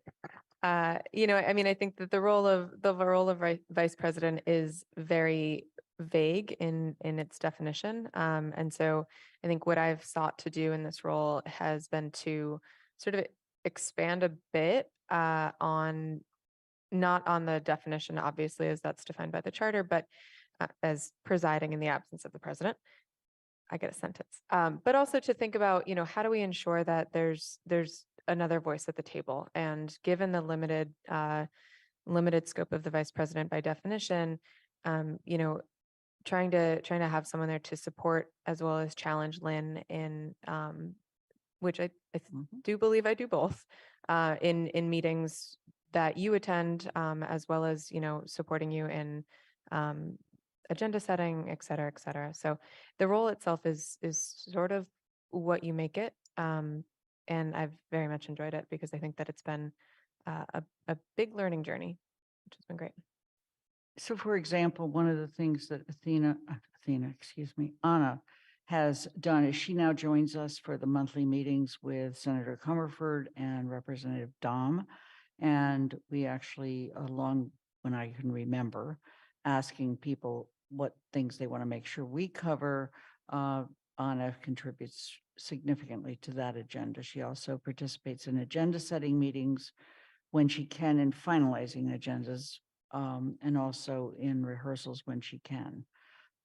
Those are places where I think that Anna's input, perspective, and different ways of looking at things have been particularly valuable to me. Kathy. I have a question of both of you and also a comment. On agenda setting, you started a practice of asking counselors if they would like to attend some of Yes. the agenda settings. And I have raised my hand, and my husband says, don't you attend enough meetings? And wonders why I'm doing this. But I found them extremely valuable for at least a couple, because there was more of a discussion of what was possible to get done and what was the most urgent to be on the next agenda, and so Anna, just on how much that's been a learning curve. And so I think that's a good practice. And I guess if you could think of ways of, if people want to, allowing a few more opportunities. So would it be impossible to have two counselors there in addition to the two of you, not hitting the quorum, to hear those discussions? And it's a bit from the building committee when we're doing agenda setting with the designer. It's funny at what people are ready for, what they're not, and getting when would it be ready? So it's a plan, it's not making decisions. So that was one. And then opening up the meetings with Joe and Mindy. And I don't even know what I think would be reasonable, but I've sent all my thoughts about the school and state financing, and I've tried to steer away from others. I've sent them through you rather than directly. In the first years, I sent things more directly. I had thoughts about tax policy and got direct responses. So I don't know how much they like it coming through a channel, so they're not getting each of us, versus cultivating those relationships is a good thing to be cultivating, not mixed signals, and or opening up some of those meetings. So is it, if you meet X monthly, doing it every quarter? So again, it's a question rather than a strong suggestion. Just on the first one, I personally have no problems with counselors attending. We just have to watch quorums of committees of the council and quorums of the council. I find it actually very positive in terms of the input and understanding what goes into setting up agenda. I'm looking around. I know several of you have attended this last year, and I don't see any reason to change that. And if we can do 2 counselors as well as Anna and myself and not have a quorum of the committee, I'm looking at Athena. She's rolling her eyes. So Athena, you want to speak to this? I think when we get to 2023, we can all work with the new president to see how we want to set that up. Right. I did send a poll at the beginning of this year, and we had various counselors join us for several meetings, but there were plenty of dates that we didn't have counselors attending. So it's sort of as a, as counselors want to attend, we fill those dates up. So if there are particular counselors that want to make sure they're on the list for next year, they're welcome to email, and that'll be a good reminder. It's a good reminder. Thank you, Kathy, to remember to set that up for next year. Okay. So on the issue of the meetings with Joe and Mindy, I think adding a whole lot more people would not work. If we were going to have a meeting with them about specific topics, we might even just want to schedule it as a council meeting and have them come to the council meeting. They would love to be invited.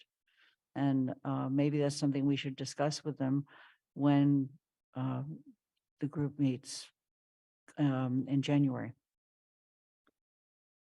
So.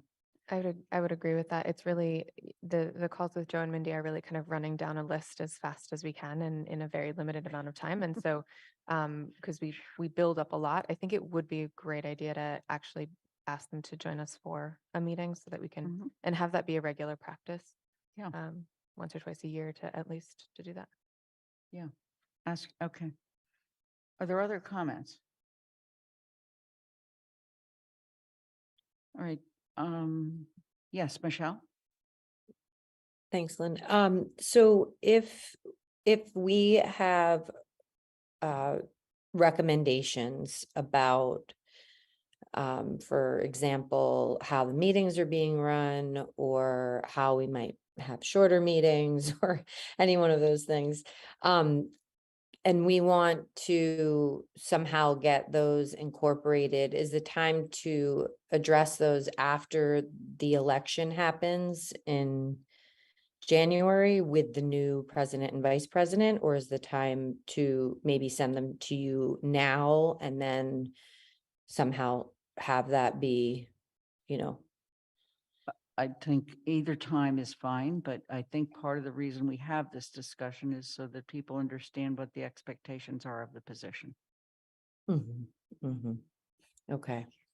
I see a town room. Yes, go ahead. GOL is charged with an annual review of the rules, just as a reminder that happens every year. And that's I think a good opportunity to make some of those changes and suggestions in terms of rules. Did you hear that, Michelle? I did. Yeah. Thank you. Okay. That's helpful. Yep. Okay. Are there other comments?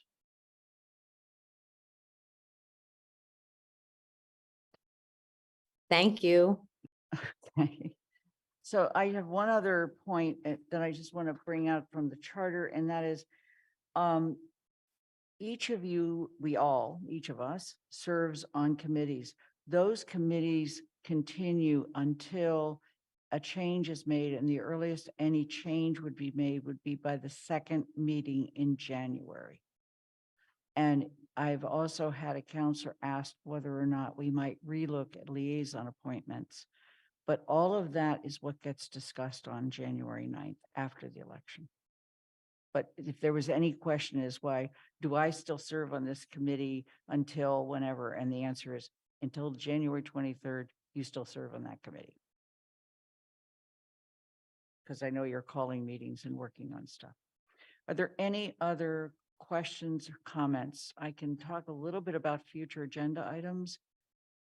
Athena, Can I make a very quick announcement? please. Some of you have already met some of the new minute takers that we have, so I'm really pleased to say that our council committees are all staffed with minute takers, and we'll have a new minute taker here with us at council meetings starting in the new year. So thank you for welcoming them so warmly so far. Great. And thank you for spending time hiring them. Anika? I was just going to add that I forgot to thank minute taker. I forgot her first name. Last name is Miller. Kelly. Kelly, yes. I forgot to thank her in the report. Thank you for that reminder. So you've already had one of the new minute takers at TSO. Yes. Excellent. So on terms of future agenda items, let me just find my.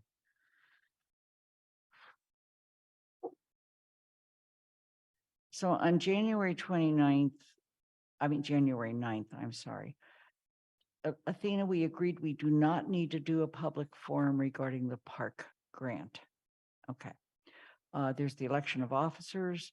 There might, by that point, be a presentation regarding the strategic agreement with UMass, but we won't know until they let us know. There's a discussion regarding committee appointments and also liaisons.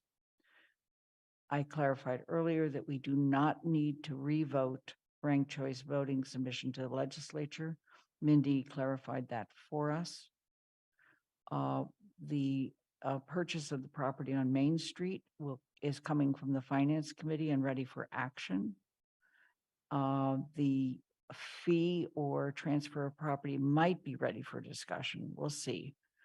And the town, and there will be a recommendation from the Finance Committee regarding the park grant. And then obviously the town manager's goals. And beyond that, are there any other comments, counselor comments at this time?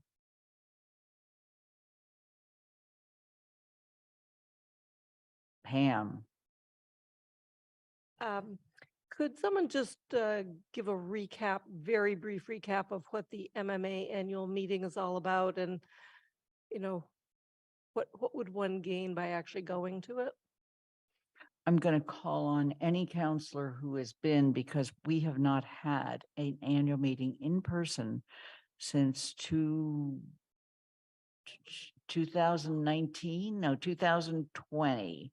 We had one and then the state closed down. So, counselor want to volunteer? I've been to all of them, but Andy. Yeah, I've been to all of them as a counselor, plus I was to a number of them as select board member. So I find that they're very helpful in a couple of respects. One is that it gives the opportunity to interact with people who do similar work in other communities who you don't normally have an opportunity to meet. And it takes a little bit of personality of your own to be able to see that, hey, there's a counselor from another city that's of similar size. Why don't I stop and talk to that person and ask them what their experiences are and what the challenging issues they confront. There is a difference that we always have to remember, and that is that there are few cities in Massachusetts that have town managers. Most of them have mayors, and the relationship between a mayor and a council is very different from our experience. So you do need to be careful of that. The other thing is that there's that you should look at the announcement in the MMA website about the sessions that are being offered, because there are sessions that are provided that are put together by people who give a lot of thought to what they're going to present and have very good discussions. And it's the opportunity to really learn about what other communities are doing and how it's taking place. And I will recognize the fact that my first exposure to composting as part of collection was that there was an MMA session on it that I attended a number of years ago when I was on the select board. And it was something that stuck. And so you do learn things as to what's going on in other communities. And frankly, for most of us, if we go as a group, we end up getting together socially a little bit and see each other in a non-meeting context. And that actually has a tremendous bonding capacity amongst the group that's coming from here. So those are what I observe as the benefits of going. Dorothy? Well, Alyssa was the great guide, the first conference. Right, And great. she suggested come on Thursday night and so that you're able to register on Thursday and you're there for everything bright and early on Friday. Where your Friday morning is speeches, then it's the women's lunch. And then it's very interesting, as Andy was saying, very interesting workshops afterwards where you learn either other towns are doing the same things you are doing, or other towns have new and interesting ideas like turning old fire stations into theaters, which I'm still waiting and hoping to do. So they, just you kind of wait on that. There are also speeches from the elected officials. There's business meetings. Oh, and one of the workshops is on PFAS and how to deal with that problem.